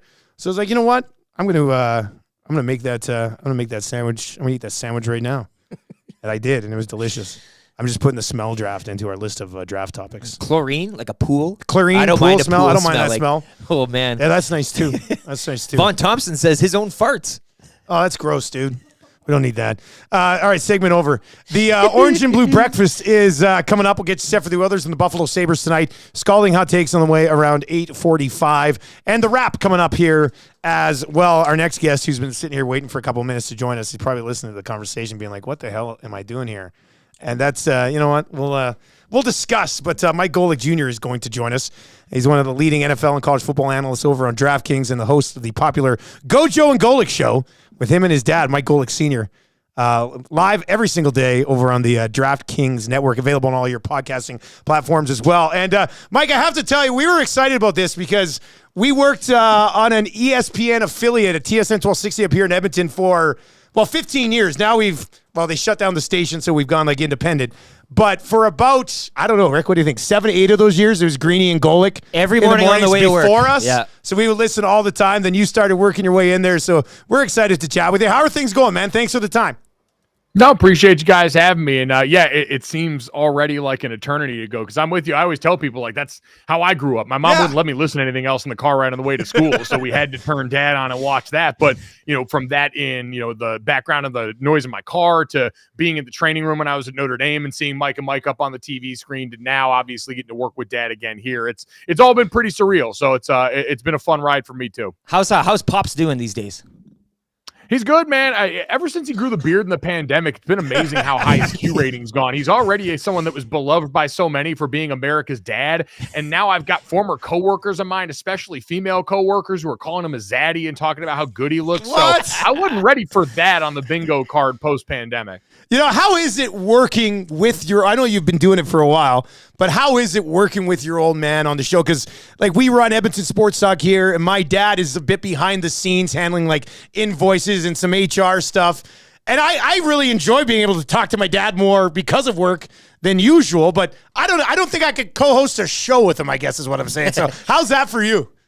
No, I think it's equal parts that, right? It's realizing, especially, I'm 34 now, so going on, and as we all get older, you get to see your family a lot less because everyone spreads out, everyone's doing their own thing. You've got lives and families that start to grow, and so to have that as kind of an anchor where each day I get to spend a couple hours with my dad, and I get to talk with him about the same stuff that we talked with when I was a kid, which is sports. It was such a big part of our household and my upbringing and all that it's been really cool to have that as a way to stay close to my dad and my mom and get to spend more time with and talk to more of them both, maybe more than I would otherwise were it not for the show even. And then the other part is it's funny because I know him well enough to know what's going to kind of set him off at this point. Yeah. And so you guys know every once in a while, it's fun to push the button. It's fun to kind of see like, hey, here's the thing I know sports-wise ticks him off more than anything else. Let me just needle a little bit for the sake of content here, knowing exactly that I can set him off every time. Before we dive into some of the NFL news from last week and this week, details on the show. If people want to track it down, where can they consume the Gojo and Golic show? Yeah, so we're available certainly first and foremost wherever you get your podcasts, Gojo and Golic there on all of those different podcast platforms, as well as DraftKings YouTube channel. We've got a playlist on there, but we can get us streaming has been really big for us. We're on Samsung TV Plus, Roku, and a bunch of different other streaming outlets that you can find us on there. We also just recently, speaking of radio, started now the best of Gojo and Golic is going to appear for an hour every day wherever you hear the Vegas Stats and Information Network on the radio. Okay. So we're noon to 1 p.m. Eastern on that, which is fun. Like you mentioned, our background's all in radio. The entire bedrock of my family's life in this industry has been through dad and radio. So we were pumped to be back on there at Gojo and Golic on all social media is always where you can check us out too. So plenty of different spots trying to meet people where they are. Crazy week last week around the National Football League. What would you say was the biggest wow move for you? Man, I think the biggest wow move, I mean, was Kirk Cousins last week. At time is all blended together. I feel like that one it's been quick. I think that one was last week, but I would probably say the Cousins deal just because of the domino effect it was always going to be in free agency so far has been the biggest move of the offseason right now. And it changes the way we think about Minnesota and what they're going to do in the draft now that they've acquired 2 first-round picks. It changes our prospects for the Atlanta Falcons going forward, where that is a team in an infinitely winnable division in the NFC South that now for most people looks like the favorite, assuming a 36-year-old quarterback can come back from an Achilles injury, which feels like a thing we're not giving enough credence in this. But because Kirk Cousins has been so consistent over his career, I said he's like buying and investing in bonds. You feel like, all right, if anyone's going to be able to come back and do this, his game's not predicated and never has been on overwhelming athleticism. I think that because it's led to the conversation around them, the conversation around the Vikings, it in turn affected the Justin Fields market that we saw end up working towards the Pittsburgh Steelers. And so I think Kirk Cousins, as has usually been the case with the business of football, has been the lead story. Do you think he unlocks Kyle Pitts? And yes, I'm asking from a selfish fantasy perspective. Yeah, I think him and just in general, the way that we've seen tight ends used in this McVay tree. Because remember, Zach Robinson coming over as the offensive coordinator was the quarterback's coach under Sean McVay for the last couple of years. And we've seen, a couple of tight ends have success throughout that system. Certainly not as the feature, but let's put it this way.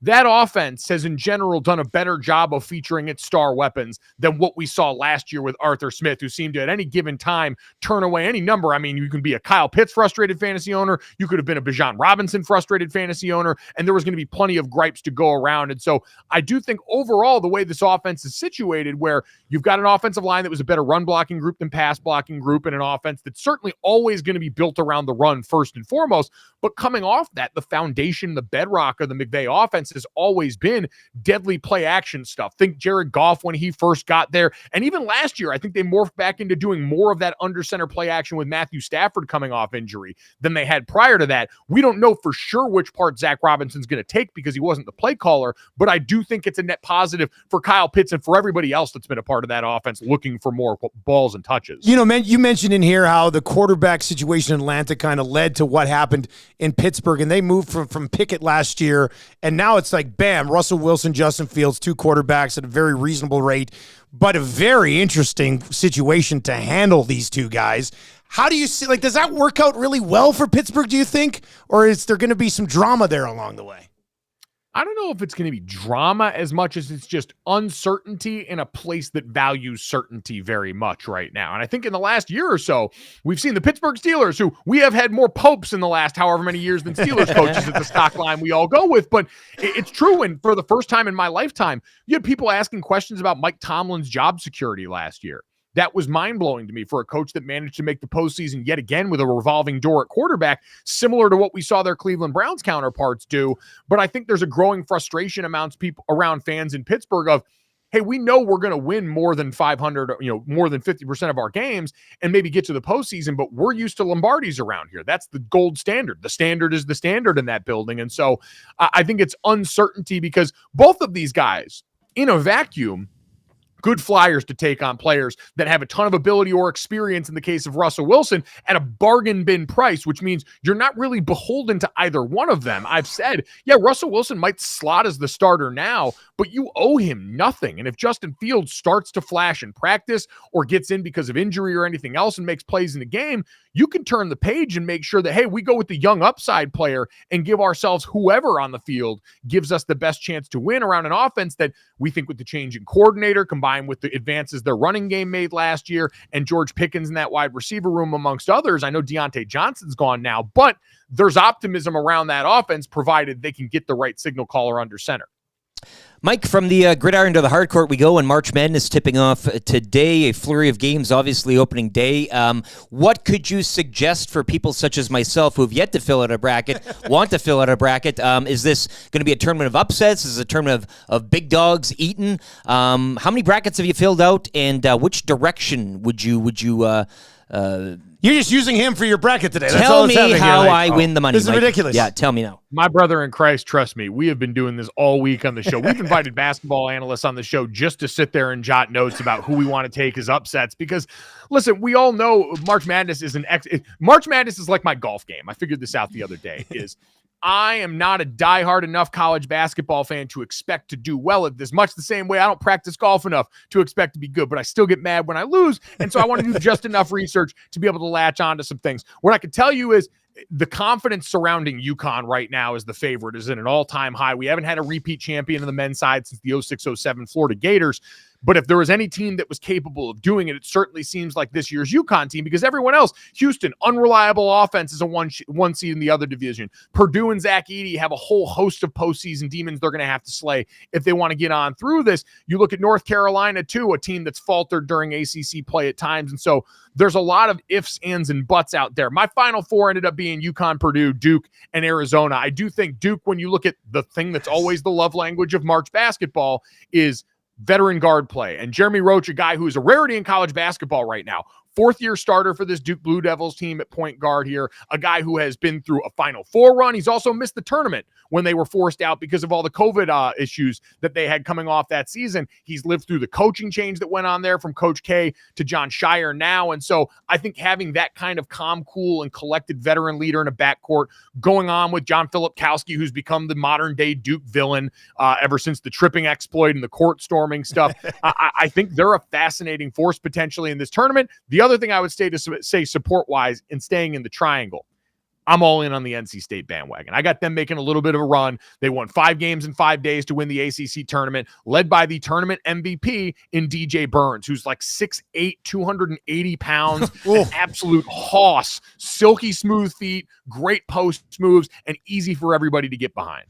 That's a great breakdown, and as a Duke Blue Devil fan, I'm like, awesome, thank you. I didn't have the confidence. This is great. So I love hearing it. It's the Gojo and Golic Show. You can find them on all the podcasting platforms on DraftKings YouTube channel as well. Buddy, this was great, man. Great to chat with you and to say hi to your dad. Yeah. Absolutely. Will do. Appreciate you guys having me. There you go. That's Mike Golic Jr. Does a great job. I mean, if you like what he dropped with us, you got to check out the show. They do a great job. That was cool. Again, you and I just nerding out here. This was I like this. This was our AM nasty. There was a guy. You know what I mean? Like this is when we first launched, before we flipped over to ESPN. There was a show on before us. I'm not even sure you were there yet. Might have just been Chaser and I still. I think it was Maddie. Maddie, are you here? It was CBS. Was CBS? Did we have CBS before? Fox. Maybe it was Fox. Anyway, overall the content wasn't great. ESPN has been the best. but there was a guy, I can't remember his name right now, but he had a segment before us that I hear in the mornings, and it was called "Where You At and What You Haulin'." And I remember this? I don't remember hearing. And it would you just talk be about guys before, yeah. calling in from their 18-wheelers, being like, I'm in Nevada and I'm hauling cereal. And then they'd hit the horn, and that was it. Then he'd go like, all right, let's go to the next call. Where you at and what you hauling? It was amazing, man. I loved it. It was a good segment. Can't remember his name. Van something maybe. Anyway, it was nice. It was nice. That was a fun segment. So yeah, it was good chatting with Mike Golic's great, man. That was an absolutely wonderful segment. All right, let's keep rolling along here. Orange and Blue Breakfast, Oilers and Sabres tonight. His honor just arrived. So Scalding Hot Takes coming up here. I stood up shortly. with the record show. You did. You're always working the game. The game within the game. Look at YouTube chat shaking his head over there. Orange and Blue Breakfast brought to you, as always, by our great partners at Mobile One and the Blue Water Group, who's been doing it for 50 years. How successful is the Blue Water Group that they've been doing something for 50 years? They were founded in 1974, and now they are Canada's largest independent distributor of mobile-branded lubricants. If you want it to run, use Mobile One to get the job done. That worked. That worked. That's like a rap almost. Brought to you by Mobile One. That's what Eminem needs to do. He's a great lyricist, but he needs to start working in sponsor mentions. Sponsor rap. Yeah, I want an entire rap song that's just all sponsor plugs. I think he could do it. Corporate rap. I really do like that. Corporate rap, it's a new thing. Corporate rap. All right, let's get to your line combinations for tonight. The Edmonton Oilers and the Sabres. Yesterday, it was McDavid, Hyman, and Kane, Draisaitl, Fogle, and McLeod. And then Nugent, Henrique, I think, with Corey Perry was up there at practice yesterday. That's what we discussed on the Oil Stream. Derek Ryan, Connor Brown kind of rotating in with Garrick and Matthias Janmark. So we'll see what happens on that front. And, of course, waiting to hear about Desharnais' abilities and availabilities. Ekholm, Bouchard, Nurse, and Stetcher last time we saw him. Cody, Ceci with Kulak. As for the Buffalo Sabres tonight, Sabres are an interesting roster. There's like some guys that you really like, but just not enough of them, you know? Tage Thompson between Tuck and Zemus. Good sons. Peyton Krebs with Skinner and Jordan Greenway. Dylan Cousins, I guess, would have been the answer. I would not guessed that. Anyway, Dylan Cousins with JJ Peterka and Zach Benson. Actually, I like that line. And then Tyson Jost with Olesen and Eric Robinson. Bowen Byram and Rasmus Dahlin. Woo! Owen Power and Yokoharu. Jacob Bryson. Pulled way too many Bryson Young guns lately in the crowd. You just don't get excited about a Bryson Young gun. It's tough to get up. With Connor Clifton as well. As for a list of guys who aren't tough enough to play in this hockey game tonight, boom, bam. For the Edmonton Oilers, the home team, Vinny Desharnais, as you mentioned, day-to-day, dealing with that digit. And for the visiting Buffalo Sabres, Jack Quinn on the IR with an LBI, as well as Matthias Samuelsson, also on the IR with a UBI. Eric, you're key to a victory tonight here against the Buffalo Sabres. It was a tough one because Montreal, I mean, arguably way more out of it than the Sabres at this point, although you wouldn't be betting on the Sabres to get some sort of wild card position. But still, Luke was a little... He didn't really have too much. I do think, as you said, there is a little bit of quality on this roster, and I look to the blue line as well. The Oilers, I don't know. Maybe if they play like they did against Montreal, they could lose tonight. I know. And so maybe Leon, maybe a little more happier. Maybe a little, I don't know what's going on there, but maybe a little more pep. I know it's March Madness, but maybe he could be a little more happy. Yeah, you have to have a better effort than the Habs game. I still don't think this is one of those games where you need to lay it all out there, but maybe you should start getting in the habit of doing so. We've seen around the league recently, the Kings just hammering teams. I mean, just go out there and play your game. Don't play down to the opposition, which is a bit of a gene in the Oilers' DNA. The cool bet hotline of the day earlier today was Connor McDavid over 1.5 points, minus 123, or maybe minus 128, but we've hit 7 of the last 8. So if you want to try to ride with us, we're red hot right now. McDavid 2 or more points tonight at minus 128. My game day prediction today will be a Zach Hyman goal that I was contemplating a little bit earlier on for the cool bet hotline of the day. But let's go with Zach Hyman goal tonight against the Buffalo Sabres. That'll be my official game day prediction. And you know what? 2 guys in the goalie today with Gager is going to join us. Gager had a great feel for that last game. He said he did not think the Oilers were going to come out with a great effort. And he said that they were probably going to lose 4-2. And when it was 2-2, I was like, damn it. He's going to get it right. And if they didn't get those penalties, I think he might have ended up getting it right. So we'll get his thoughts on where the Oilers are against the Buffalo Sabres tonight on 2 guys and a goalie. But that is your orange and blue breakfast, getting you ready for the Oilers and the Buffalo Sabres tonight. Brought to you by the great crew over at Blue Water Lubricants and the Blue Water Group, Canada's largest independent distributor of mobile branded lubricants. And there are many types of mobile branded lubricants. Mobile One and Blue Water Lubricants. If you want it to run, use Mobile One to get it done. All right, scalding hot takes, shall we? Let's. He's got his chair and his wig, which means he is ready to go. Scalding hot takes coming up. All rise. Oh, the bailiff. The bailiff's coming in. We need bailiff cam. Matthew Iwanek just standing there. There it is. All right. This is one of my favorite things. It's one of the best offset bits at EST of Iwanek standing at the door when the judge is in, with his hands crossed like a bailiff. Oh, sorry, Gager. Oh, hey, Trev, the mic. Oh my God! Look at the bailiff. The bailiff almost gets activated here. We gotta get Gager a mic. Smell great, by the way, today.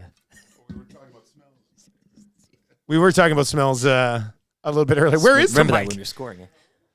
Well, Maddie's on it. Maddie's bailiff's on it. Maddie's on it. By the way, text line's working again, which is great. It's kind of been spotty in and out throughout the morning, but 780-218-9999. You can get in there. We'll try to get to a text of the day. Yeah, just hold that bad boy today there, Gager. By the way, you're looking great today, buddy. All right, you all look great. Everybody. There you go. Joaquin Gage, let's see. Let's hold this thing. How's that? There he is. There we go. There he is. Gage, you almost nailed it. Oilers-Habs the other day. Yeah, no, I'm a sage. Where do you get those feelings from, Gage? You know, like. Well, I thought we were going to save this for 2 guys, but I guess I don't want to know what you think about tonight, but I want to know how you. No, you have a pretty good read on this team. If you look at previous history of the team, when they come off the playing against the big boys, there's an emotional letdown each and every time, and it seems like it's matched up perfectly where they've, I won't say a bottom feeder, but a team that's probably not going to be in the playoffs, right? And there's just a lack there. It's natural. It always happens, Dusty, but with the Oilers this year, you've seen it on a regular basis. They've just, after that big game, that's just the next time out just isn't quite there. Well, we'll discuss it on 2 guys and a goalie today with myself, Gage, and Cass. That'll be at noon on Another Chance to Qualify for that trip to Vegas. Scalding Hot Takes brought to you by Claiborne Services. Take your career to the next level with Claiborne Services. They are hiring all positions, including journeyman bricklayers and apprentices of all levels. Take advantage of their outstanding mentorship program and work with peace of mind, knowing that they're an industry leader in safety, which is very important to some people. Very safe over at Claiborne Services. Visit claiborneservices.com or make it easy and just give Jeff a call at 780-910-6728. That's 780-910-6728. I am the defending champion, so I will go first. Trev, you will go second. Lieutenant Eric, who's looking to unite the Scalding Hot Takes Mitt with the in-season tournament champion that's award as well. You will have the hammer today, Lieutenant Eric. Bailiff, everything's good? Everything's good? Okay. This is just so awkward. You're just standing there. I know. What if I was to like poke his shoulder right now? Would you come? Oh. Okay, all right, here we go. All right, Trev, you ready? Yeah. Trev, you don't sound overly confident today. Let's see how this goes. All right, Eric, you good to go? Yes. All right, here we go. Scalding Hot Takes. Time now for Scalding Hot Takes. Sorry if you can't understand this, but the last time I had the mitt, Connor Brett. Hey, wait a second. Wait a second here. This has never happened before. You're supposed to start. Yeah, I was supposed to start. But I'm curious. Judge. Are we allowing the bailiff to step in like this? This is what I'm wondering right now. Well, I didn't have the microphone stand. I was going to say something. That's why I have employed Matthew Iwanek as my bailiff, because he is on it. He is on Matty it. just stepped in like this. He might win the mitt this week. All right, let's do it again. He might win the mitt. All right, let's do it again. All right, here we go. It's on me. I will start. I'm sure I've been deducted a point. Whatever. I got to bring the heat here. Trev, you're going to be going second. Here we go. Ready? Here we go. Time now for Scalding Hot Takes. The only way Gary Bettman starts to take CTE seriously is if it tries to relocate from Arizona. Careful. That takes hot. Sorry if you can't understand this, but the last time I had the mitt, Connor Brown still had no goal, Dustin Nielson had no chin strap, and Shohei Otani still had an interpreter. Hot take alert. The Sabres may have lost the lottery, but they won a free coffee rolling up the rim to win. That's a hot take. I hope Trev's March Madness bracket lasts longer than his relationship. The hottest of takes. When it's all said and done, Gretzky will be joined by Connor McDavid as the only 2 players to ever reach 2,000 points. Wow, scalding hot take. Why is it called a hamburger when nothing close to ham is involved? Careful, that take's hot. The Golden Knights are going down so hard in Vegas right now, people are throwing $20 bills at them. That's a hot take. The only thing John Tortorella should be scratching is his one-way ticket back to Loserville. The hottest of takes. Yamamoto was so bad this morning, the Padres will slot him down to the bottom 6. Wow, scalding hot take. Tommy's giving out so many gift certificates at Hudson's that his phone number's starting to get jealous. Careful, that take's hot. Lieutenant Eric having muscles over salmon is like Maddie having 60-year-old Mike Tyson over Jake Paul. Hot take alert. Carlos Sainz racing a week after an appendectomy just goes to show race car drivers are tougher than hockey players. That's a hot take. Much respect to Evander Kane, who gave up contributing to the lineup for Lent. Wow, scalding hot take. Shohei Otani tagged out on second base. That's okay. I'm pretty sure Zacticum hasn't reached the second base either. Careful, that take's hot. This whole Otani thing is really ripping the soul out of baseball. Hot take alert.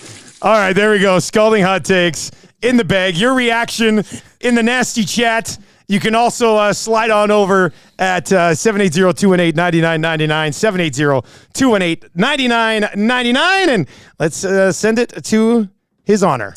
Very well done, boys. Very well done. But the mitt is going to Dustin Nielson. Oh, hanging on to it again. That was fantastic. That was good. I loved those takes. Those were brought a smile to my face. Thanks, borderline offside a few of them. Like they were really good. I loved them. I borderline say that. Well, I said last night, like it took me like 40 minutes, but when I finally got it, like I was having blocks. I even got up. That's when I went and stole that sandwich from my lunch. Sandwich because I power. was like, I have to get something going. And when I finished it, I was like, I think this is something I could win today. Tammy claims share of the mitt. Yeah, she's going to have to give me that late night sandwich. You two, Trev, going after Zacticum. Yes. Which I thought was wild. I like what you're doing. I like what that's you're kind of the Connor Brown right now of hot takes. You're on the cusp. Yeah, I'm on the cusp. I'm keep so close. Playing in the blue paint, kid. Thank you. All right, let's get to some of the reaction. Oh, wait. All right, sorry.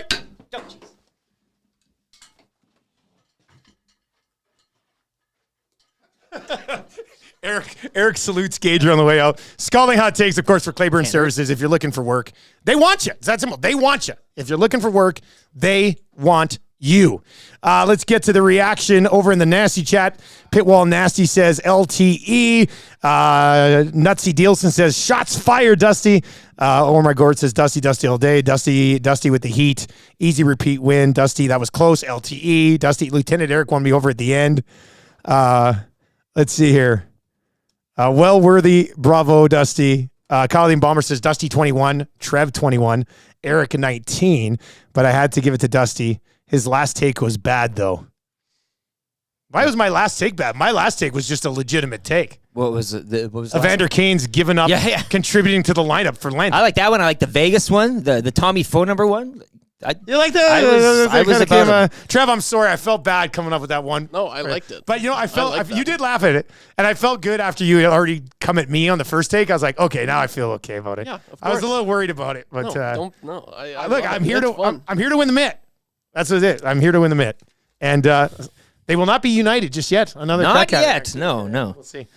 All right. Before we get to the wrap for William Huff, if you're looking to, buy an RV, we got you covered. RV Wars is underway. You can check it out, www.rvwars.ca. 17303 100th Ave. Very easy on the West End here as you're going up. You'll see it on head down 100th Ave. It's on the right there in between 170th and 178th, obviously, because it's a 17303. www.rvwars.ca for more information there, featuring Fraser Way RV, Go RV, and Arcan RV. It's the last show and sale of the year, clearing out the few 2023 models at big discounts. Huge parts display with everything on sale, so you can stock up for the camping season.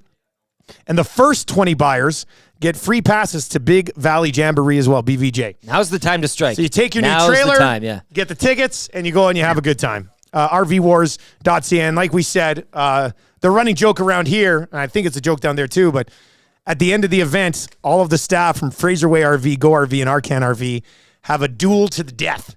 And only one can emerge as the champion of RV Wars. Go check that out this week. That place is always hopping, man. It's always like you drive by there on a weekend, and the whole parking lot's just jammed. And that's a huge parking lot. Because people love RVs. They just do. All right, the grand finale today brought to you by our great partners at William Huff. If you need to have your business look more professional or better, William Huff can help you out. Bruce, the dream team, our place looks great. Your place can look great too. Go to williamhuff.com. They've been doing it since 1972, so you know they don't suck.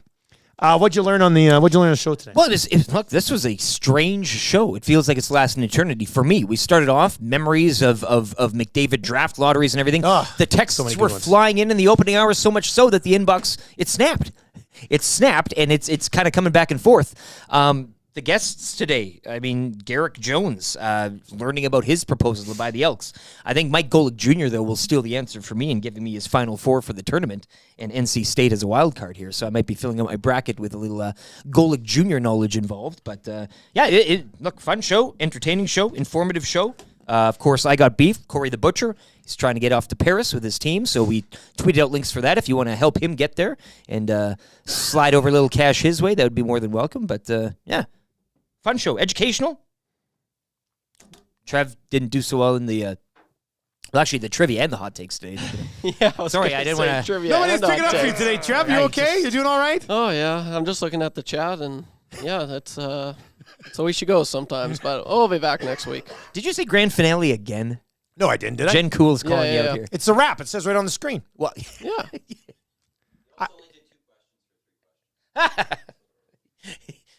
Are you serious? Matt, we only did two questions for three questions today? It's the inbox. It rattled us. It rattled me today. It's a Paris Jewelers inbox. Also, we learned that maybe a draft on the horizon. A draft of smells. Yeah. A draft of smells. I like that. Which I think is it's not a bad idea. Get Trev in for that one. Well, I mean, we'd have to relegate somebody first. Oh, is that how that? Oh, yeah. Well, right. Yeah, it's a relegation rule now. Trev, you had very like a lot of good ideas about good smells. Yeah, that's. I did. Yeah. Flex him in. Thank you. I feel like it could be right in your wheelhouse, maybe. Tommy shouldn't have to be in the draft because he drafted himself. Yeah, with the first overall pick. Can't do that. I take me because he does smell so terrific. Let's get to your sound of the day today. For this, we got to go back to our friend Jess Jackson from 100.3 The Bear, who put together Eric's famous bear sound into one of the official bear promos that our partners over there on the FM side. And listen to this. This is great. Edmonton's best rock, 100.3. The Bear. The Jess Jackson Show. Weekdays 2 till 6. Only on Edmonton's best rock, 100.3. The Bear. Jess's patented cackle as well in the back. Just beautiful. Why does it sound like midway through that promo that dude got shot in the neck with a dart gun? Did you hear that? Listen to this again, right through the middle part. Edmonton's best rock, 100.3. The Bear. Listen up, the right here. Jess Jackson Show. Weekdays. The Jess Jackson Show. You got a dart in your neck. Yeah. What are you talking about? I like you, man. But you're crazy. The Jess Jackson Show.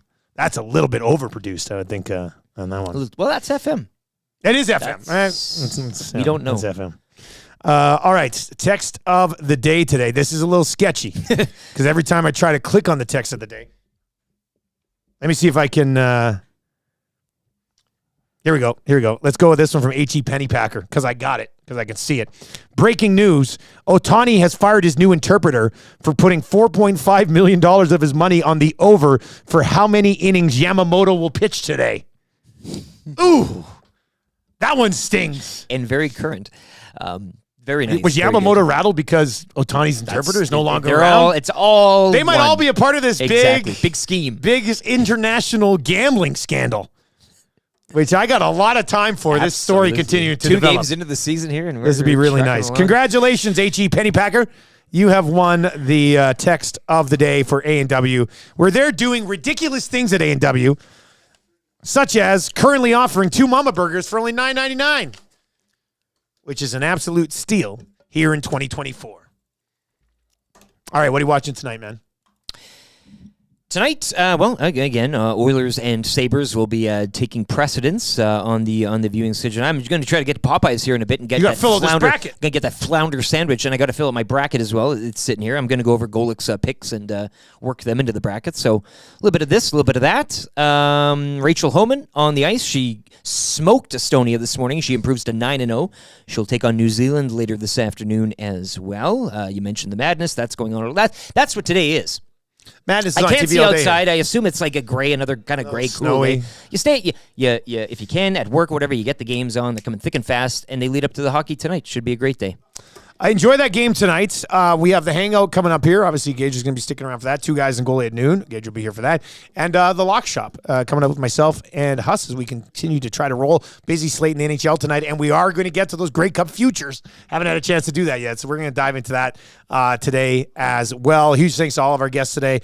Luke Gazdic, who's always great. Garrick Jones, who's going after the Edmonton Elks. And Mike Golic Jr., who, I'll say this, made his Nielsen show debut today. People want him on the beauty list. One appearance, and they want him listed. How's that happen? All right, for YouTube, Trev, Lieutenant Eric, I'm Dustin Nielsen. If you're listening on iHeart or on TuneIn or at EdmontonSportsTalk.com, a little bit of Whale and the Wolf, then the hangout will be fired up. Lock shop to follow. 2 guys and goalie after that. Tommy Gazzola, pregame show tonight. White Ave Hudson, swing on by there. He's got the gift certificates. He's dishing them out. And he'll have postgame coverage there tonight as well at Hudson's. And then Saturday, Hudson's on White, EST watch party. That's going to be a really good time. You should make plans to definitely join us for the Oilers and Leafs on Saturday so we can chant Luke when Gazdic comes on the screen on Hockey Night in Canada. Tell your friends about EST. Have a great day. Thanks for watching. Take it easy.